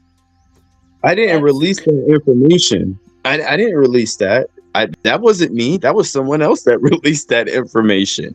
I said, but can we talk about my son being molested? We're not here. We're not here for that. We're not here for that. What do you mean we're not here for that? Now you heard me say that. Well, listen, though, aren't they there for the child's best interest? Yes, Jay. And hear this, though. Hear this right here. So we go to another court hearing after I beat that little crap right there, right? Because Justin leads the way. So You don't do motions of contempt out here, bitch. We speak. don't play with Daddy Bears. Don't play with Daddy Bears. So Justin's he's superhuman. That's the super dad right there. He'll tell you how to beat it. So I beat it. She gives me my little warning. Okay, I hear you. I supposedly hear you, right? So I've been releasing everything now. Everybody needs to understand. I don't give a fuck. I'm releasing everything. It's illegal. Then you show it, and see, this is the part that this is the mindset we're breaking the mold of. We're seeing in the comments it's illegal to release a report. Said, show me the law that says, because I will show you. God knows how many United States Supreme Court rulings that say otherwise. I can show you the state. Well, here's one for you too. They're gonna try to say you're putting your child's information out there against your child can't make that consent. But they're wrong. Oh, they're wrong though, because I'm part of the music industry and I'm part of that entertainment part of the industry. And anytime you have a child perform, who do they ask for consent? The parent. Every time. And that's the part that we are putting back into the people mindset. We're breaking the mold. We're getting people again off of that burning ass carousel, doing the same repetitive bullshit that doesn't work. And to get you in the mindset to realize exactly how much power you actually have against these people. You have more power than you ever knew. So they threw me in jail for freedom of speech. Me releasing the whole thing about what happened in the team meeting. This is what they stated in the team meeting. Justin was sitting right there next to me. We're both looking at each other like, did they just say this? They stated word for word, we're looking at your reactions. If someone walks up and punches you in your face out in the streets, we're looking at your reactions. My first comment was, don't I have stand your ground law here in Ohio? If somebody comes punch me in my face, I'm allowed to punch them back, right? Okay. So she said, what did she say after that, Justin? What was the next words? She says, after that, stating that you're not going to punch them back correctly. I mean, we're going by your reactions to things. So not the actual offenses taking place. Keep in mind, remember, this is what got this man thrown in jail, because during a team meeting, he's not going to openly say, you know what, if somebody came and punched me in my face, I'm going to beat the living hell out of them and curb stomp their ass. I'm going to defend myself. That's the he got thrown in jail over a hypothetical. Over a hypothetical, speaking about it. Okay, Amanda Croker and Bree MacArthur and Emily Smith. Since you want to do this ridiculous shit during our team meeting and talk about, you know, if someone punches me in my face, I'm not going to react to it. Well, this is what I would do. If someone punched me in my face, and he put it in parentheses. The man even put it in parentheses. So the caseworker goes and presses charges on me, right? So supposedly Emily Smith pressed charges too, right? But Emily Smith was on vacation. So how is Emily Smith able to press charges on me? Can we get an answer? A secret. Does anybody know that? A secret indictment.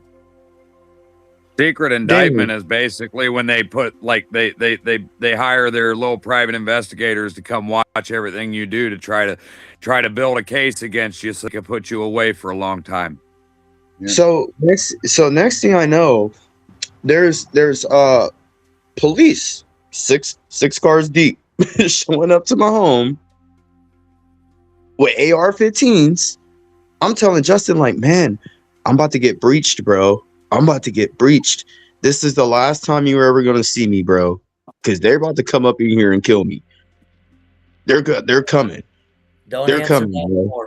Don't answer that. They're coming. I'm like, I'm trying to figure out which part of the house I need to sit in to feel like a defensive motion. Are you talking about that day of the video I watched where that cop was like, oh, let me go get my AR-15.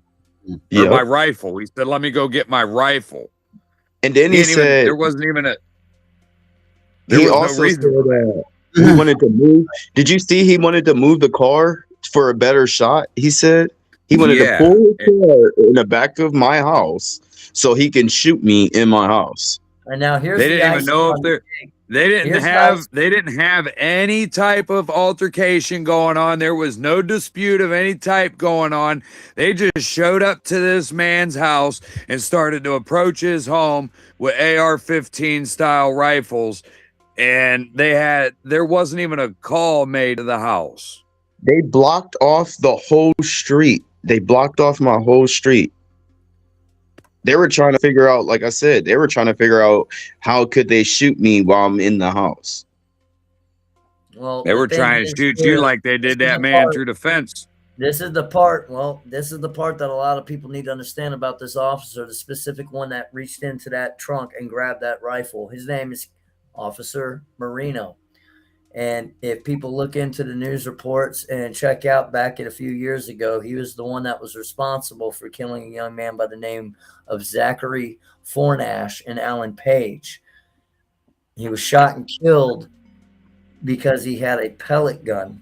And you could hear and see in that video that this officer, you know, it was immediate. There was no chance for him to turn around. It was just he was gone. And this same officer is the son of a captain, a notorious captain here. But again, it's a good old boys club, and this man's intentions were not in any way positive or good. So, okay, so the same officer that took the report for CPS to come after me with the police is the same one. I had an incident at Walmart last week. There was a man in the bathroom with my 2 5-year-olds in the woman's bathroom, not a man's bathroom, not the family's bathroom, a woman's bathroom. His excuse was he did not know it was a woman's bathroom. His excuse was that his bladder, he had a bladder he had a bladder problem. And he also lied on video saying that he didn't use the bathroom, but then he told the cops he did use the bathroom. Yep. Yeah, but then the cops said he was only in there for 20-something 20 seconds. He was only in there 20 seconds. Now, me being a father, being a man, I'm sorry. I'm not going to lie to the public at all and sit there and say I've never accidentally made the mistake of walking into the wrong bathroom. But with that being said, immediately after, I'm turning my ass the hell around and walking the hell out. And it sure as hell never took me no damn 20 seconds or longer to figure out I'm in the wrong goddamn bathroom, people. Yeah, everybody knows the woman's bathroom and the man's bathroom looks way different. Thank you. And not only am I walking out, I am walking out with the largest sense of embarrassment anyone could ever have, covering my eyes, apologizing blindly as I'm hauling ass out of there as possible, and kicking myself in the ass for the rest of the day. This man had absolutely no remorse. He didn't apologize, nothing. He tried to run. The man tried to run like 2 or 3 times, and I even watched him in the video trying to prompt Josh to punch him and hit me. You see them other pedophile pedophile predator hunter videos going around where them guys are like, I'll take 5 or 6 hits, don't call the police on me. You know, that's what that dude was hoping you'd do, is assault him a little bit, and he'd be able to just get away with you not getting the law involved. No, he was praying to God that for once in their lives, that Canton City Police Department would do their jobs. But what do? They show up and give this piece of shit pervert VIP treatment. They take him into the side room and close. I mean, yeah, you could look at it that way. I look at it like they showed up. They showed up and they completely ignored the justice of those 2 little 5-year-old little girls is what they did. They completely ignored, you know, the justice of Tyreek and the situations he was in. And now they're doing the same thing to his daughters. I mean, you know, and they knew who he was. And police officers knew who he was. Well, they kept calling. That's the other part, James. They really didn't. They thought he was you. They are so assumptions filled. They thought he was you. They thought he was you, bro. And called him Justin.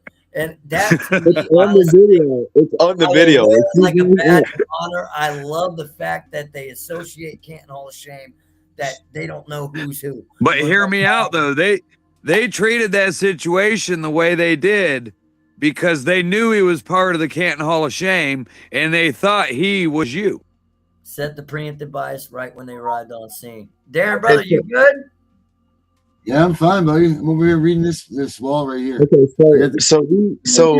so during my other cases, right, I've tried to always submit the evidence, right?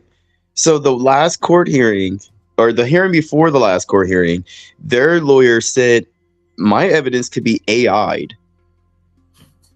And there's nothing wrong with that. That is perfectly legal. You can use the AI to build your case. You could use the AI to put your timeline together. Saying that his videos, his video recordings of what took place could be AI generated.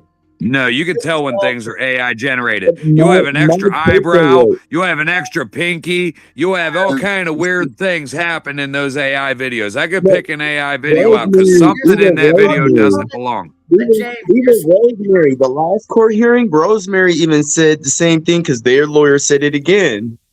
They said it again at that, what was it, the adoption, to adopt my son out, the last court hearing. Yep.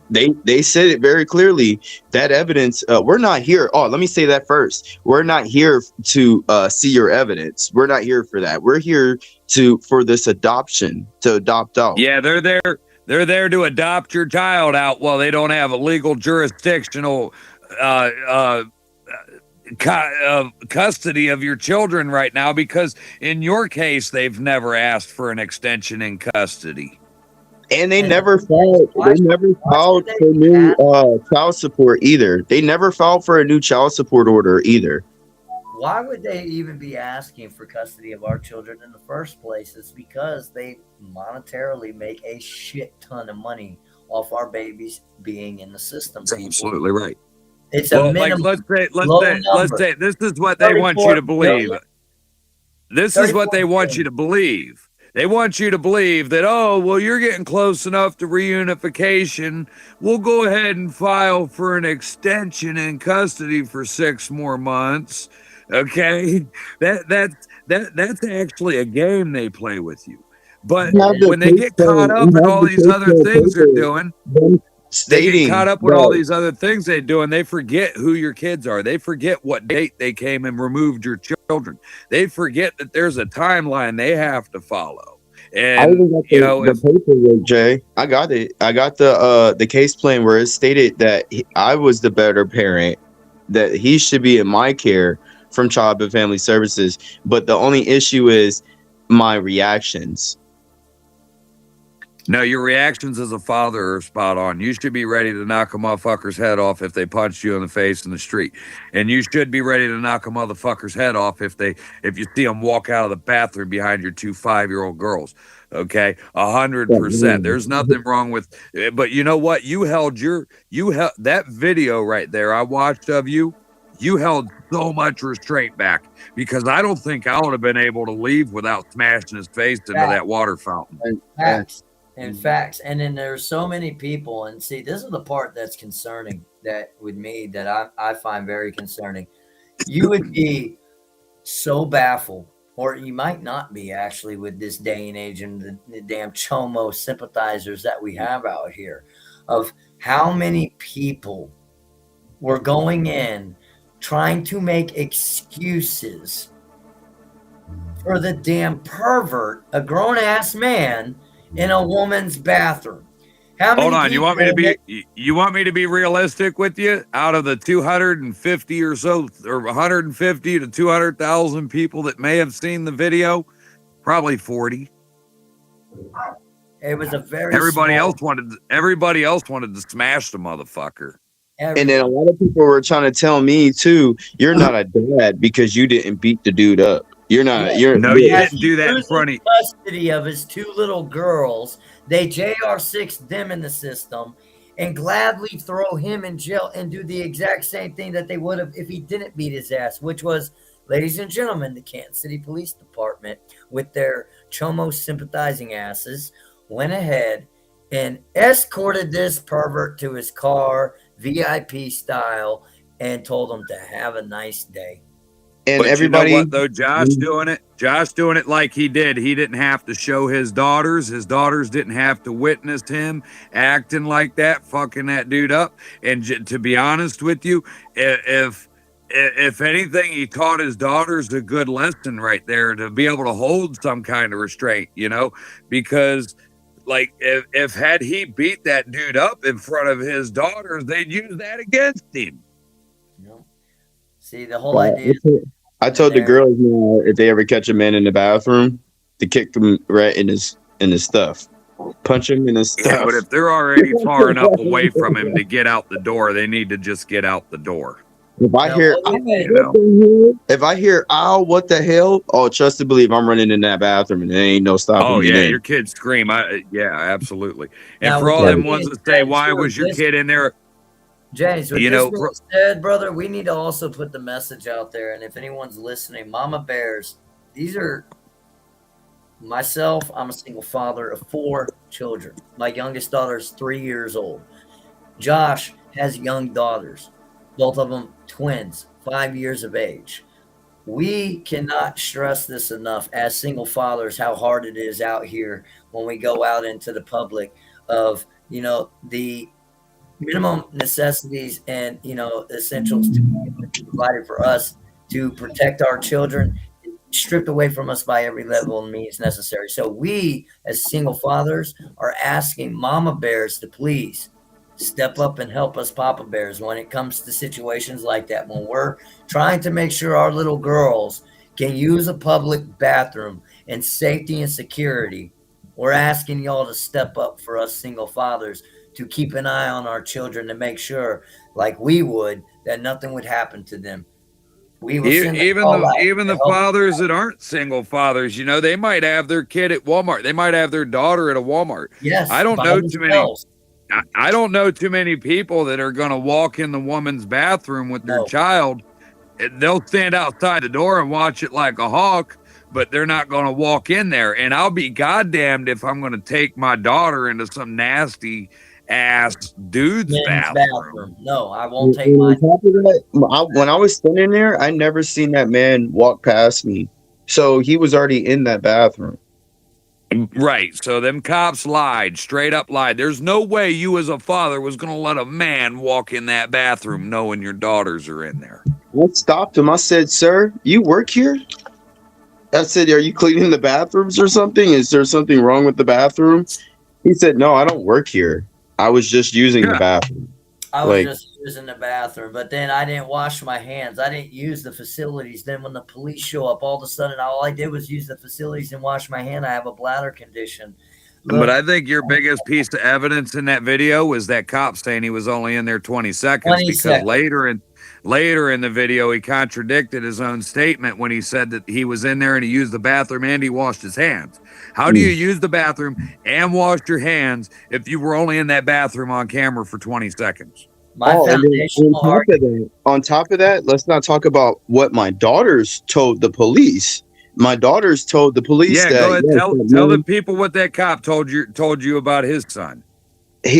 I said, "Come here." I told my daughter to come here. Annalyn, I believe that was Annalyn in there, or no, Haven. It was Haven. Haven. Try Haven not told to the use your police- kids' names if you can help it, bro. That Okay. is Well, my daughter told the police, and the police told me word for word that his son could seen a T-Rex or a dinosaur or something like that, some type of old ass animal, and it could be a lie, So you're telling me my I can't 5-year-old? The cop said like this. The cop said like this. He said, if I told my son that I seen a T-Rex over there, he'd agree with me. And kids lie about stuff like that. Yeah, my And that was a very bad thing for a cop to say to him because, like, for real, like, my kids are smart enough to be like, no, I don't see a damn T-Rex. What are you talking about? I don't even know how that cop would say that. If you got a couple girls in the bathroom. I got a way to alleviate all of this. The foundational principle and argument is of what in the hell is a grown ass man doing in a woman's bathroom for that long? Period. 20 seconds? I'm sorry, that's entirely too fucking long. Turn your ass around and get the hell out of a woman's bathroom, you fucking pervert. And I Right. can promise you this. After that video was made, to anybody that has anything as far as the naysayers and the trolls out there that said what happened with that was ineffective, I can promise you that Neanderthal will never again a day in his life make that fucking mistake to walk into the wrong bathroom. He is not only going to clarify and make damn well sure that he don't see the dress symbol in the pants instead, that he is going to, he will never make that mistake again. Never. Well, listen, I got a buddy out here that lives out here in Freeport where I live. I live in Freeport, Ohio. I live in a little small town. There's only like 300 people out here. But there's a little old man that lives out here. It's about 75 years old that's had a bladder problem since he was a small teen, like a young teenager. And he told me he has never in his life went into the wrong bathroom because he had a medical emergency. And in fact, he said to me, he said, well, if you do happen to go in the wrong bathroom, isn't the men's bathroom right next to the woman's bathroom? I mean, you just got to walk out if you're in the wrong bathroom, all you got to do is turn around, walk across the hall right in the other bathroom. That's it. And then we got someone asked, can you get the officer's body camera footage? Yes, we can. We have records requests put in actually currently right now for that information. To be honest with you, that's almost useless because you got all the footage. The only footage you're going to get that you don't have is what they talked about, hopefully, and behind that room. That behind closed doors, and that's what we honestly really do want. And the private conversations. We even took it a step further to ask for the cruiser cams. We want to hear the dialogue on the way there of them already setting their preemptive bias, making their smart-ass condescending remarks about who it is they're about to engage. And we know how they are. And we want to hear every word said. And again, hold them accountable. Why in the hell did you escort this guy to his car and tell him have a nice day? And why in the hell did he get to write out the report? Why in the hell was he taken into a side room? And why in the hell would y'all make excuses for this shit? Anyone? Because me? Well, they were trying to. Right they were trying to discredit. Weird. They were trying to discredit your platform. You're weird. I've been trying to press charges also on the caseworkers, on the judges, magistrate, Gail. Prosecutor told me when I sent him the ORCs for kidnapping, for breaking my shared custody, for hiding the facts that Tyreek was molested in their care, he said he finds no fault in what they did. None. It's okay to hide the gross sexual imposition of a 6-year-old little boy for months from his parents. So I have it. So is that what you have in the appellate court right now? Yes. On the 27th, I'll be on Stark County's appeals of court. Okay. What time is that hearing, Josh? Because this is another court call. call. They didn't give me a specific time yet. Because I'm waiting on that punk lawyer. Because they're screwing you. If they have a date, they have a time. Don't let them do that to you, Josh. I'm telling you, if they have a date, they have a time. Ass, and this is the thing about this bullshit public pretender lawyer of representation that they're serving him with. This man has been on the phone with his lawyer. Go ahead and call the lawyer's name, the lawyer out real quick. Dang it, what's his name? Dixon. Well, he's been on the phone every single day, leaving message after message after message after message. He's had one phone conversation with them to which we told him that plain and simple, we expect you to represent this man, to defend. The thing that we all deal with, though, because in my case, in the 14 months, I spoke to my attorney outside of that courtroom maybe 4 times, twice on the phone, once after court, and once before court, and never did I get more than a 20-minute conversation with the man. And we've already made the ultimatum that if he don't answer that phone, the only argument that's going to be being heard at this next hearing on the 27th of April is them offering a continuance and nothing more. There will be no arguments being heard, considering you haven't even talked to this man in order to get up a liable defense. Right. Well, no, there shouldn't be a continuance. What it should turn into is, and Josh, you can do this right before court. You could go in right before you go into court, and like right before you go, a half an hour before you go into court, and file a motion firing your lawyer, and then put in a motion for a continuance. Exactly. And you do it yourself. You do it yourself. Pro se is the way to go. I promise, bro. The only reason I kept my public defender throughout this entire mess was so that my wife could file all the motions pro se, and I could show that he filed 0 motions for me in my case. He did 0 telephone. Dude, I got probably 30 or 40 recorded. Hold on, brother. James, you're preaching to the choir, though. I promise you. This is nothing but a full-fledged audit on this system. And what he's doing is that exactly that. The day of, the motions will be filed to say kicked fucking. Yep, absolutely. Because that lawyer ain't going to file the motions you need him to file, man. Pro se, exactly. We see in the comment section, pro se is the only way. And I'll help you. I'll help you put your motions together. Nobody's allowed to put your motions together for you unless they're a licensed law professional, if you know what I'm saying. So I'll help you to understand what to do, but like you'll have to put it together in your own words. You can't let the AI, if you do let the AI do it, you got to humanize it so that they don't know you let the AI do it. I'll give you a couple of my secrets. I've let the AI write all my motions. I just go in and humanize them so it don't sound like a robot wrote the motherfucker. And again, that chronological timeline is a huge factor that comes into play when it comes to being able to scrutinize and get accountability from these people when you go against them.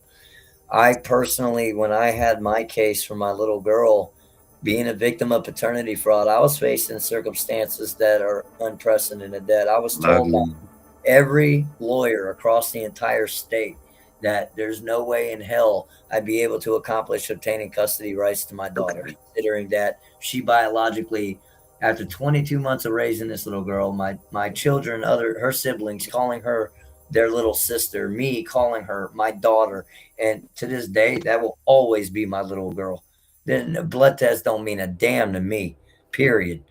I don't give a shit what a DNA test said. That was my daughter. I fought like hell pro se. And I was able to do that's all backwards. That was unprecedented. I was able to keep my daughter home and keep my daughter out of a system that wanted her so bad. And I did it against not one, but two different lawyers. I did it against the guardian. I did it against the magistrate. I did it against the judge in the Court of Appeals. I did it against the motions of contempt. I did it against the child support court, which I got it dropped, and not only that, reversed. And I did it all pro se because not a damn lawyer in the world was going to help us, and they won't. As you see that right there, that. No cash for kids. No kids for cash, excuse me. No kids for cash. No kids for profit. These kids are not these caseworkers in these judges' retirement plans. Today, my main battle during this case is just showing them the truth that they had no reason to have my son. No reason at all to have my son. He's gonna no, they don't. And the thing is like you should have been the very first option. Okay, they should have. And if there was any questioning or whatever, then it should have went to like your next of kin, whoever that would be. You got any cousins? You got any family or whatever? It shouldn't have went straight to foster care, you know. But I believe that you should have got the first option because, like, from what I've noticed about you is you aren't what they say you are at all. None of us are. They create us, like they made me very combative. They made me the worst enemy they ever seen. They went in and told that judge straight up that it's a complete battle every time I talk to Mr. Markland and blah, blah, blah. And I told that judge straight up, you're right, it is a complete battle because they're holding my kids over my head. How do you expect me to feel? Now, see, I'm seeing people in the comments real quick because I want to read up on some of the people that are comments. The system needs to be abolished. That's exactly what we're talking about. The complete abolishment of the family court system. Not another law, not another act, not another bill, because our legislators and our people and powers that be aren't going to follow the shit. The judges aren't going to follow the law. They don't follow what it is supposed to be, the foundational freedoms that we have. And I didn't say rights, freedoms. Massive difference. Massive difference, people. On the First Amendment, those are your freedoms. Not your rights. Anything else is your rights. That Second Amendment, nope, those are all your rights. That First Amendment, Those are your freedoms, your God-given rights that nobody can take away. Nobody can legislate against it. Nobody can alter it. Nobody can sit there and adjust it, make it flip the narrative, anything. Those are your foundational principles that you all need to work with. I also see people talking about Robert Garza and Mark Ludwig. Now, these are two main principal names that you'll hear a lot out here. I personally will say, though, I've reached out to Robert Garza. I haven't heard a word back. I have personally reached out to Mark Ludwig. I haven't heard a word back. I personally hosted Jessica Saxton and Tanawal Downing while they were here in Ohio and provided them safety and security while they were in one of the most corrupt counties in the state. And I haven't heard back. I have personally stood by the side of Connie Regula as she argued her cases in the Sixth Circuit against the qualified immunity. We haven't heard back. I have personally dealt with the likes of Francesca back in October when they were having their congressional hearing. I didn't hear back, and it was I get a link for a pay-to-play scheme.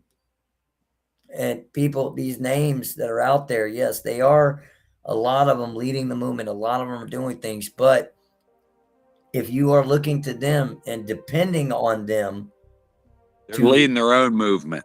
To help you with your case personally, to help you with your movement, to help you with enlightenment in your local area. If you are not there locally where they're at, don't put those eggs in that basket. And they're not even going to help those people because that's not what they're doing. What they're trying to do is fight the bigger demon, like Connie, for instance, is fighting qualified immunity. That helps every one of us without her having to sit here and pick and choose which person she's going to advocate for. Because right now, technically, she doesn't have the time. She's got people that she has running around the country doing things on her behalf because she doesn't have the time to advocate for her own cases. And that's the same deal with people like Mark Ludwig. That's the same deal with people like Robert Garza pushing the 50-50 parenting aspect. These people are all the way up at the federal level. They are going to state by state. They're talking to Congress, Senates, state legislatures, and they're actually putting in bills and motions in to be passed. Now, what you personally can do as advocates locally, you got to be realistic in this fight. And this is the main thing. We're, again, kicking people off of that burning ass carousel so you're not making the same stupid ass mistakes. We want you to locally build your village because that's what you're most effective at. Confront your local village, confront your local councils, your First Amendment. You sit there and audit these and policy doesn't trump law. Amen to that. You audit policies are rules. And if you think about it, we don't have rule enforcement. We have law enforcement. We follow the law, not a policy, period. That's all there is. Right. We're running off of policy. Our police believe in policy instead of law. Guys, getting off topic here because, again, the idea is the building a village. You're not going to do this shit by yourselves. I'm going to tell you all that. If you think you're going to take this system on by your damn self, you're out of your fucking mind. Don't even try it. Build a village. Find others like-minded. Find others that are going through the same struggles or have in your local area. Because, again, you got to be realistic in this fight. You're not going to be able to take your ass to Washington, D.C., waving your little fucking sign and think that you're actually going to make some sort of difference when you have people that have put their blood, sweat, and tears in this shit for 30 plus years, that have been there, done that, got the fucking t-shirt and are walking out with the margarita with the ice cubes in the son of a bitch. Guys, we are going to do what we need to do on our end. Okay. We need to locally build our village and expand out that way. Spiderweb it, turn it into a virus, empower and teach the knowledge that is to be used, that was successful for others to be gained, and pass it on to everybody else. And again, vice versa, teaching others how to build their village, teaching others how to sit there and communicate, how to sit there and record, how to document, what motions to file, which one's not, what works, what doesn't. Again, get off the. Listen, do you see this? People Don't keep just talking build your about village with your cases either. Go out and meet this. these people. Go out and become friends with these people. Me, Josh, and Justin here, we all became friends. We've all camped and hung out together. We all go play in the woods together and have a lot of fun together. We don't just sit here and talk about our cases. That's not just what, build the village enough to where you guys become a family. And Jay, right now, do you guys see what somebody just said? They're talking about U.S. codes in family court. I need you guys to understand in U.S. family code court. 1983 civil action. Yeah, you got, and let's talk Listen, about that just a hold little on, bit, because you got to have some hold on, serious hold grounds. on, let me You finish better what I'm have saying. recorded. Hold on, wait till I gotta finish what I gotta say. You could take those U.S. codes, because this is what they're gonna do with it. Wipe their ass with it. Amen. Sorry Yeah. for my language. And the only way you're But that's ever what going to they're get gonna do with anywhere it. with a civil 42 U.S. 1983 lawsuit is if by chance the very first day they got involved in your life, you started to record. Exactly. And you know what? You can't just send your recordings into a judge. They ain't going to listen to none of it. They're going to rule on it without even listening to it. You need to go viral with these recordings. You need to get the attention of all the masses with these recordings and all your evidence. You can't just take that evidence and dump it in a court system. They're going to shove it under the table and step on it. And But the use point it to is, wipe too, their also, again, burning carousel there again. Everybody knows 18 USC 241, 242, deprivation of rights. Everybody knows if you look into the jurisdictional precincts as far as who's responsible for taking up these charges, as far as our marshals, our sheriff's department under USC 18245, section 5C, tells you who has the jurisdictional precincts to sit there and take those charges. They won't do it. And this is another aspect. You're going to follow your Title 18s, people. Again, we're putting the truth bombs out there. We're shoving red matrix, horse tranquilizer size truth pills down everybody's throats all of 2026. No filter. You file your Title 18. How many years does that take to finally go through before they finally do decide to make a decision, possibly in your favor? If minimum of 5 years. And sometimes these things go 10, 15, 20 fucking years. I'm hearing some of these lawsuits going on. And then at the end, you know what they do? They write a Throw it fucking out check and continue on as business as usual. Guess who paid for it? We the people did. Because it ain't coming out of theirs. Then no one go to jail. There was no criminal charges still. And these people in that decade did how many people dirty? How many children were killed in that process? How many children were trafficked, abused, raped, molested? How many souls every one of them destroyed in that It's 10 called year that hush money. It's called the hush money. It's called the hush money. Bingo. Yeah. We're not. And then let's not talk about the hush money they give your children while they're in foster care, buying them all these fancy things, taking them all to these fancy places, trying to make your kids think the life in foster care is way better than what it is with the parent. Well, I'm going to tell you right now, best thing you can do is tell your kids that if they ever get adopted out, that all of that stuff stops, because you think your adoptive parent's going to take you to the Great Wolf Lodge. I doubt it. You think they're going to take you roller skating every week? I doubt it. You think they're going to take you to all these fun activities, these little, like the Journey Home or the NIAP centers or any of these other foster children facilities, set up all these events to make these kids love foster care? They want your kids to say they like it there so that they have a reason to keep your kids there. My son always thought, this is what he asked me when his mom abandoned him with me. He thought I was rich.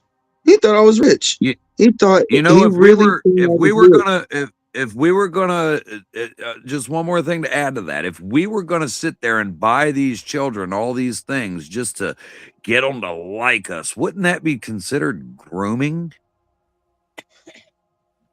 That is last time I checked. And I'm reading the comments here, guys, too. I want to keep out. The First Amendment is your fundamental rights. No, I will say this again. The First Amendment are your fundamental freedoms. And there is a drastic difference in these legal words that we're using. Yes, and it's not just the freedom of speech. I see so many people saying, "Oh, you're just talking about the freedom of speech." No, that's the freedom to have a family and not be interfered with by your government. It's all codified within your First Amendment, along with a lot of other things.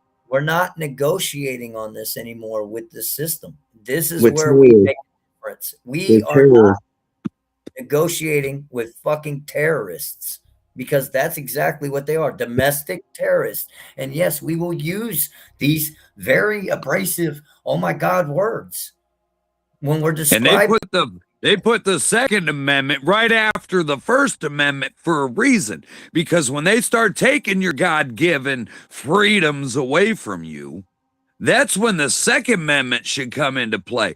Do these people not remember what this country did over a 2% tax on tea? Yep. And now keep in mind too, also, people, we're here to enlighten and empower with knowledge. So with your First Amendment, there are 5 principal freedoms that come with that. Not 1, 5. There are 5 principal fundamental freedoms that come with the First Amendment. Your right of freedom of speech. We all know this one.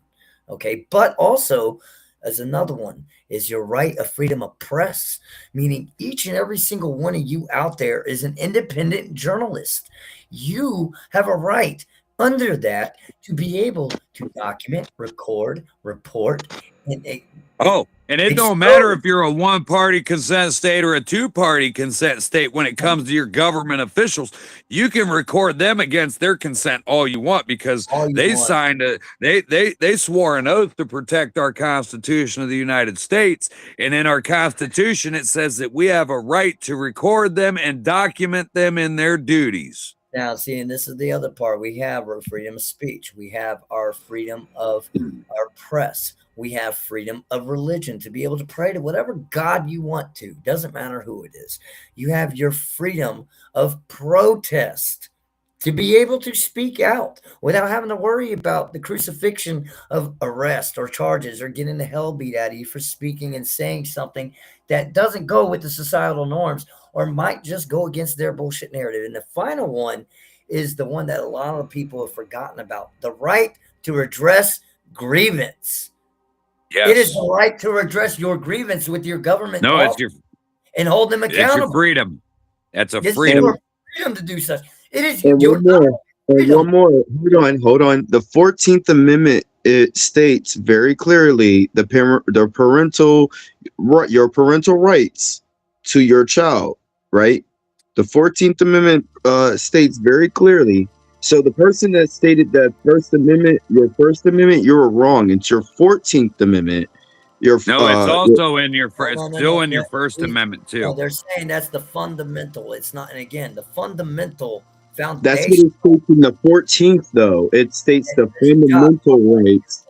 Listen, what we're saying, fundamental. Hold on, I want to hear what Josh had to say, because he might be right. 14th. The 14th stated fundamental rights, just like your parental rights, also in that. So yes, there are parental rights in your 14th Amendment. That has to do with searches and seizures and taken away from you and your family, and absolutely 100%. But I believe Section B was the rights. This is the part I'm trying to clarify, that I need you and everyone else out here to listen and understand the drastic difference between the two. This is not rights we're talking about. Rights. Well, the 14th, it's a right. The first is a freedom. Hold on. Rights can be legislated against. Rights can be taken away. Rights can sit there and be determined by somebody else to be null and void.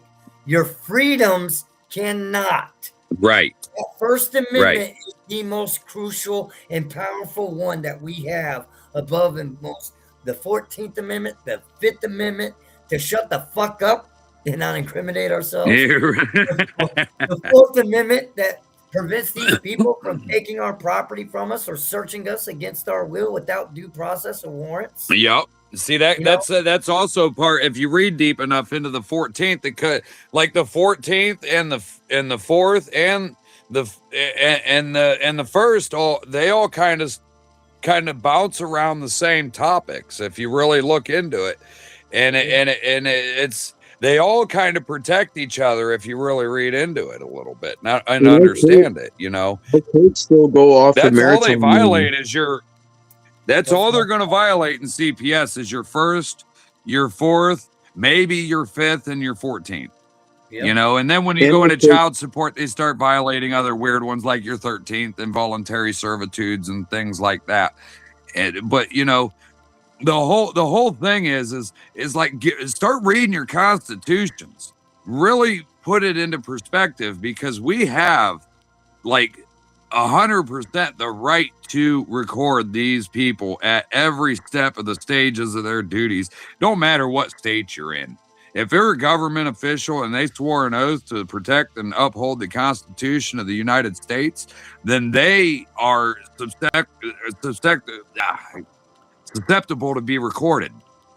And they should know that. Something in the comment section here. Obsidian Supreme here has been really on the again the laws and everything else. And again, our focus is that why are we going to the mob and asking them to rule against the mob, and why are we going to the abusers asking them to stop abusing us and to hold the other abusers responsible for their actions? It's not going to work.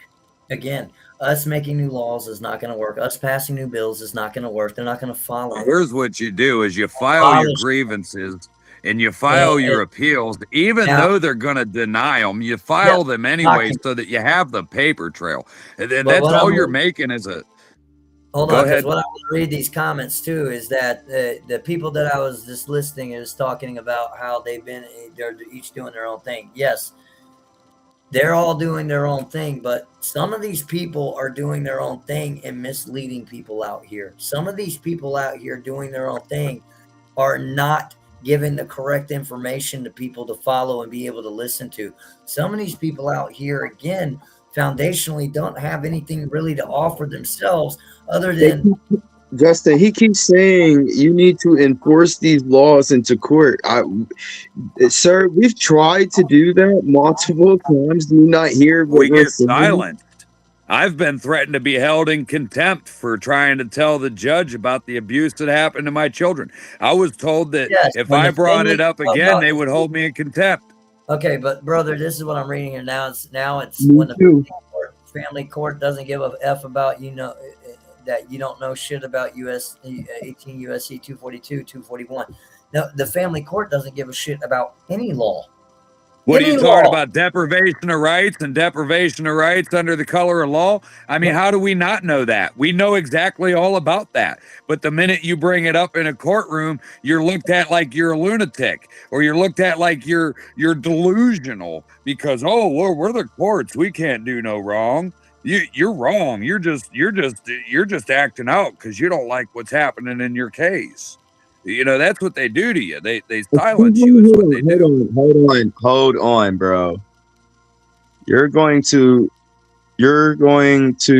all going to lose your kids if you keep fucking around. I keep giving you all the way out. You keep rejecting me. Okay, time out. Listen, this guy keeps talking about federal USC Title 18. Okay, brother, look, I'm not going to be losing my kids, number one. I have all my children home, and again, I've set precedences for other fathers and everybody else. He's talking about me, Justin. Well, with you and yeah, they might not know anything about tort claims.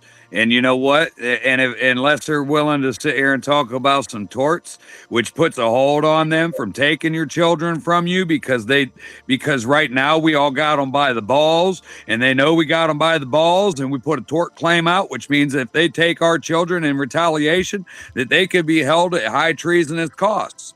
And now, you know what? We do have somebody came in here and it said exactly it. No jury trial, too bad, no justice in the juvenile courts. And that is the bottom line truth. Juvenile court makes their own law. Juvenile court does not even go by law. So how do you get law enforced in there if they don't even go by law? They don't. They go by assumptions. They go by lies. Okay? They go by assumptions. Bullshit. They go by whatever the hell they want to and whatever mood that magistrate or judge might be in that day. Did you know in the bar exam, okay, people, here, let's put it how legitimate the family courts is when it comes to your laws. There's not even a section in the bar exam for the family courts.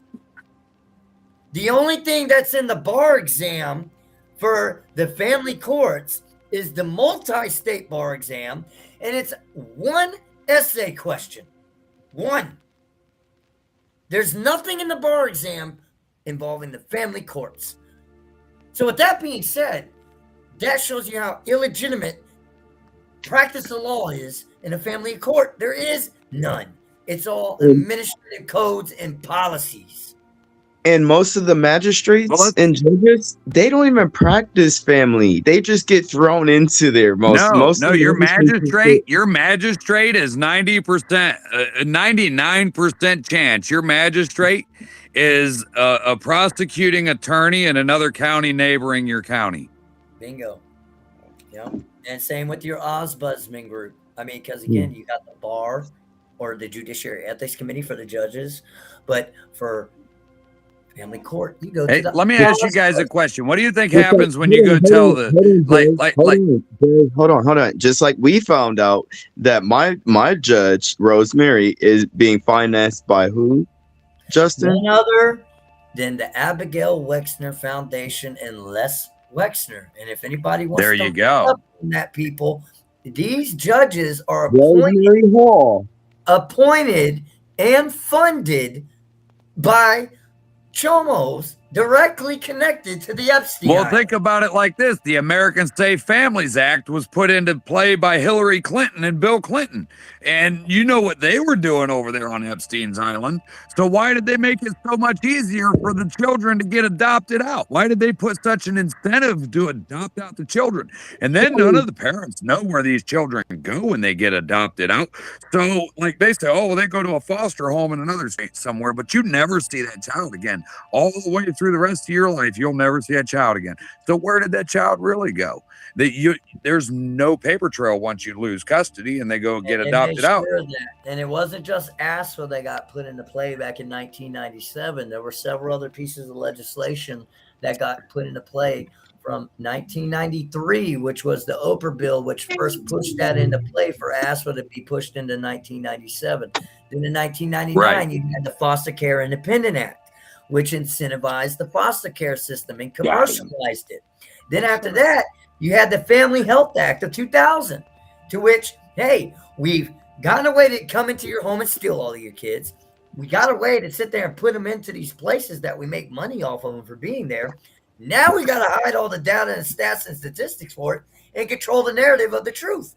So that way people don't know how much fucking money we're making, which on the low end, a year, nationally, on the low end is a $34 billion a year profit margin on our children, people. 34 billion. That's with a B. And that's on the low end.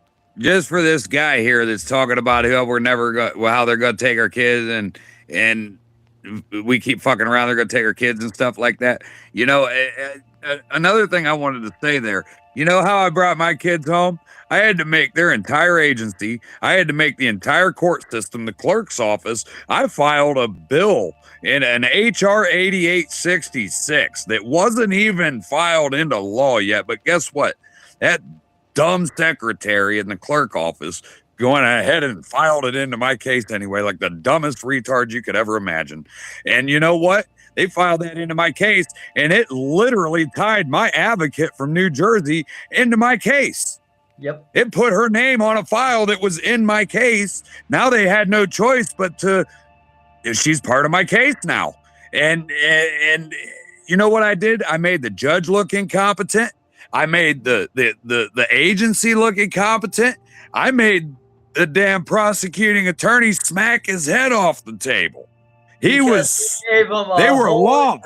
Another state statute that they're following off of, that a bill that wasn't even put into play yet, and they wrote off of it. Right. So you guys want to know how I got my kids back? I made the court systems look like they didn't know what the hell they were doing. They look like because they did. It didn't have anything to do with proving whether or not my children were well taken care of or could be well taken care of or safe. It had nothing to do with that because, like, my case plan was finished a year before they returned my children to me. And the only reason they returned my children is because I made them look so incompetent that they were embarrassed to pull me in the courtroom any longer. Accountability and transparency is what they're absolutely. You people want to know how to get your kids back. You want to know how to get your kids home, get your grandbabies home. You needed to go pro se. You need to start making that judge look like a complete moron because that's the last thing they want to do. I asked the judge for her bond. Rosemary, she got quiet as shit. She looked at me like she couldn't believe I knew that. She couldn't believe you had the audacity to ask even. And guess what I did? Guess what else I did? They were sitting there calling me a bully, right, in court. They were like, he's bullying. Their lawyers got up and said, I'm being a bully in court. Then I'm bullying. But they're not being a bully. They're not bullying you. Right. Bullying your kids, you know? They're not holding your kids. They're not holding your kids over your head. The last thing I did, Jay, and everybody in the room, Justin, you know I carry that briefcase around, right? That's my personal little briefcase, right? That's what I take it to court, right? I got a briefcase, Jay. So it holds everything in there. I packed everything up nicely in my briefcase, looked at the judge, and I called her. I said, this courtroom is a kangaroo court. And walked out of that shit and said, no, we'll see you next time. Because people here's one for you too. You gotta make them look stupid. Like in my child support court, I'm filing an appeal on child support right now because they're trying to hit me. My kids are home. My case is closed, and they're trying to say I owe them $14,000 in arrears, and they didn't have my kids 14. They have my kids for 14 months. How do I owe $1,000 a month in child support? Thank you. Okay. That's what they're trying to do to me right now, So then, Jay. at the end of the day, at the end of that court hearing, I asked that judge. That judge asked me if I had any more questions. I said, yeah, as a matter of fact, I do. I want to know. I said, and I'm not trying to be funny about how I'm going to say this to this court right now. I said, but from day one, the day they took my children, my adjudication hearing, the very first hearing I went to, it's always been in the best interest. This is in the best interest of these children. Everything's always been in the best interest of these children. You got air in the best interest of these children. I said, how is taking $14,000 from my kids' plates off their tables in their best interest? And that judge got his face all beat red and slammed his hammer down and said, court adjourned. Amen. Now, this is what we're talking about. Is we know about Title 18 USC 241, 242. And the deal is that in order to bring up Title 18, 241, 242, which is a federal mandate and a federal statute, you need to also have the state statute that goes with it. This state constitutional.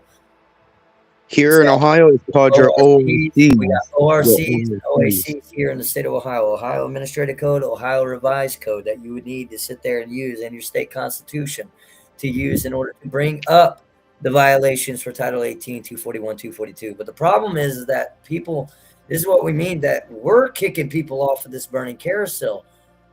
Why are you going to do that and bring up, again, go through that shit with the lawsuit? 5-10 years down the road, you get cut a check. They're continuing on as business as usual. No, the idea and goal is, again, building the village. I can't stress this enough when I say building a village. When I say building a village, how do y'all spell love to your children? You don't spell. You spell it to them with everything you got to give from your heart and your soul. You spell love to your children. T-I-M-E.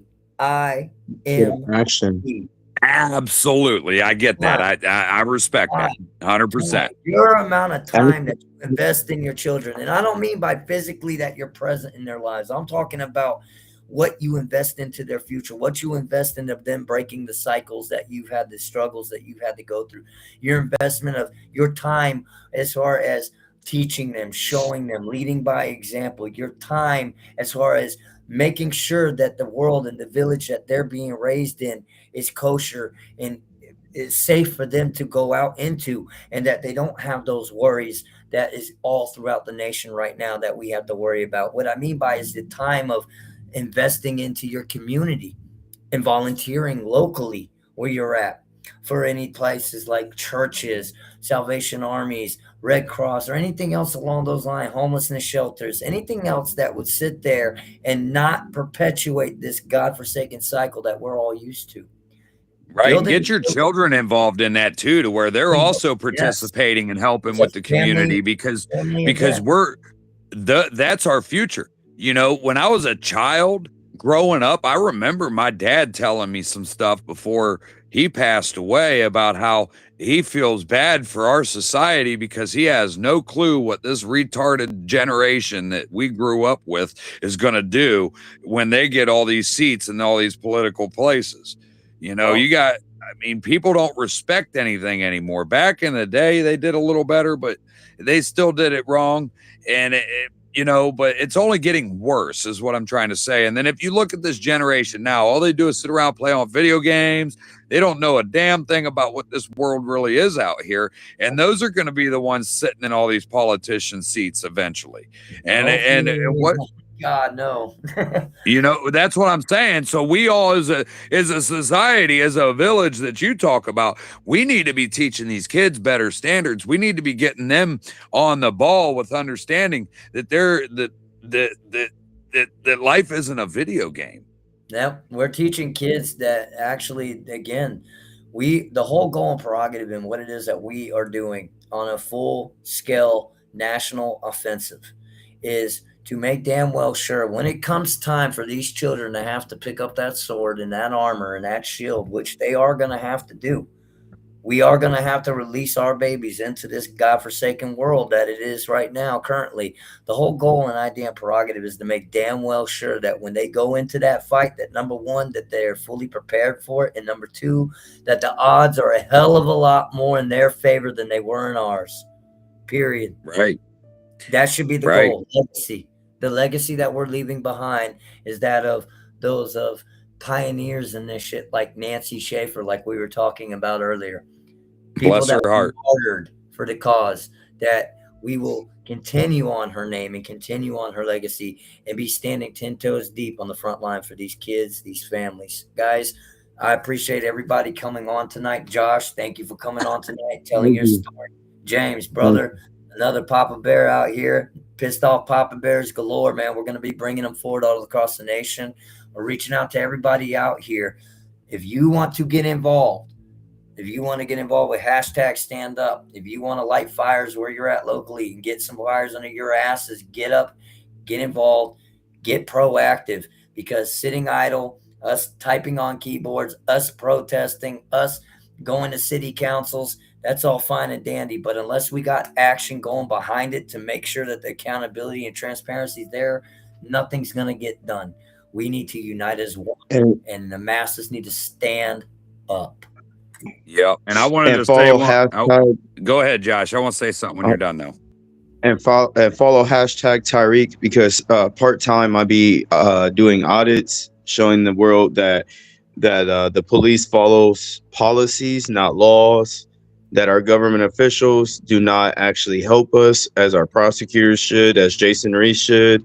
He does not believe in helping us at all. So I'm one of the main people out here trying to show everybody the truth. So just be protected if you do what you got to do, but make sure you stay live and record everything. Amen. So.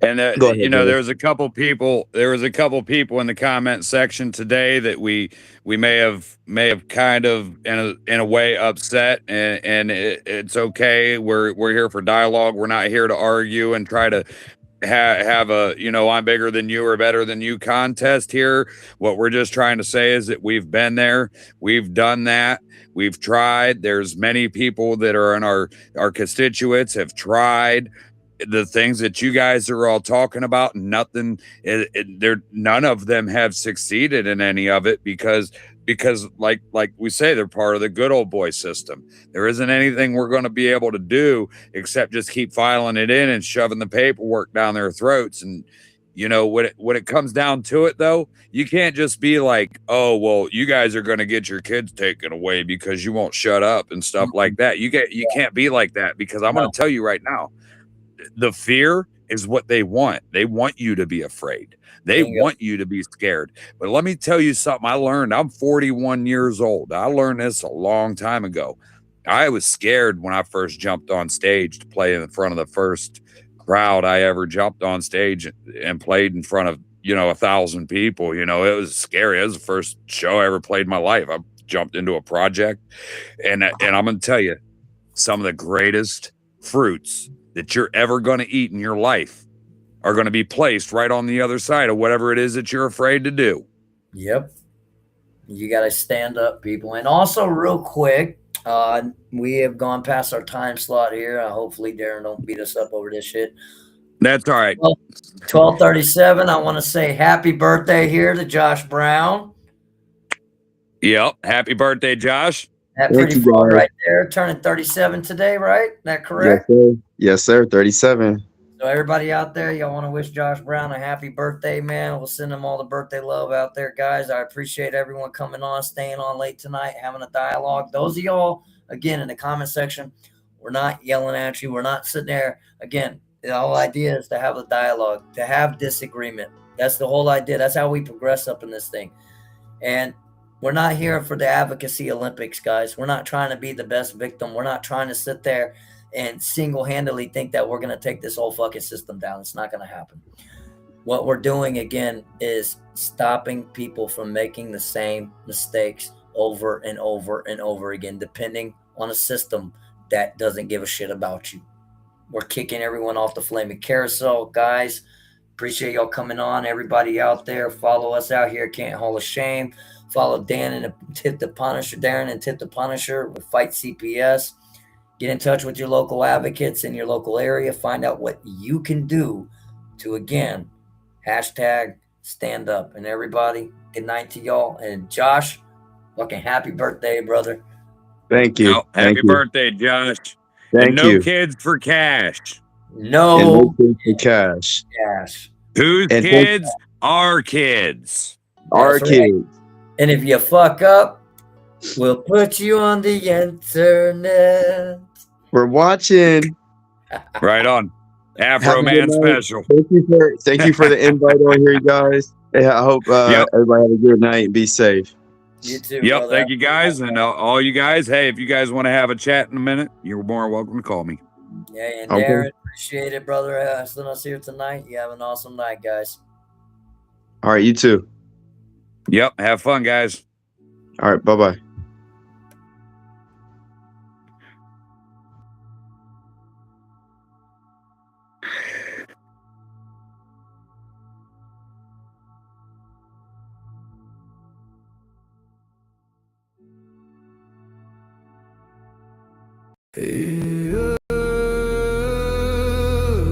They said don't fight the system.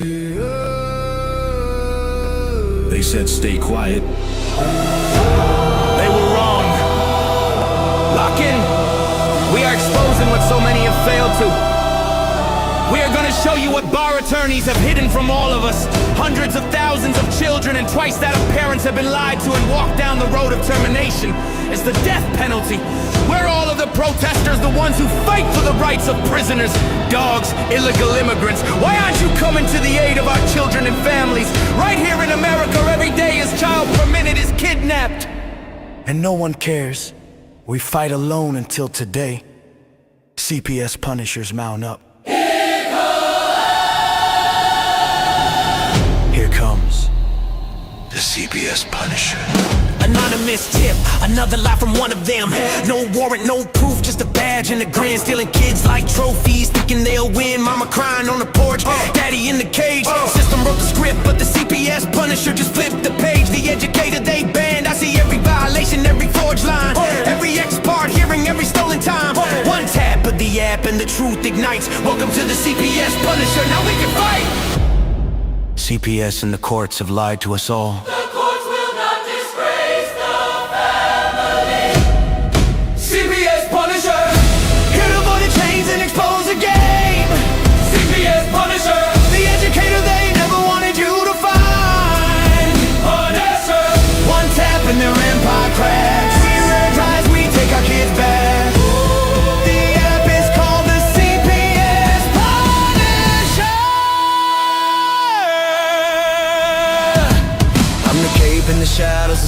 the night. The binder full of secrets and weapons you all need. Ab initio, watch me void that lie. Fourth Amendment armor, watch the tyrants cry. Falsified drug test gone in a flash. I see Tebio, warrior, due process king. Every parent's hero when the hotline rings. I call it justice. Download the truth, now the system busts us. From the courtroom to the streets, hear the battle cry. The CPS punishers arrive. Kiss your bar asses goodbye. They tried to silence us. Now we're the loudest voice in the room.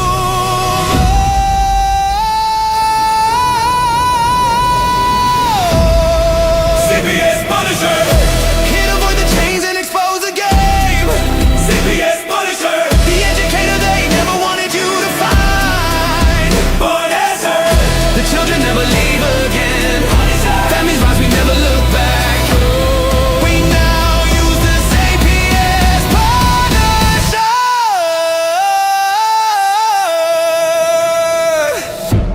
This ain't revenge. This is reunification. This ain't rage. This is resurrection. Open the app. Step into the fight. You ready? CPS Punisher. The app you need when they took your kid. CPS Punisher. The truth they hid, now the truth gets lit. Punisher. Download the power, take back the throne. Punisher. You're never alone.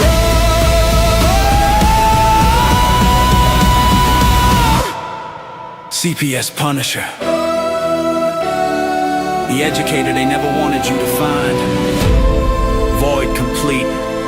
Family restored. The bar is finished. The Constitution will prevail. Judges do what's right. Treason is your penalty.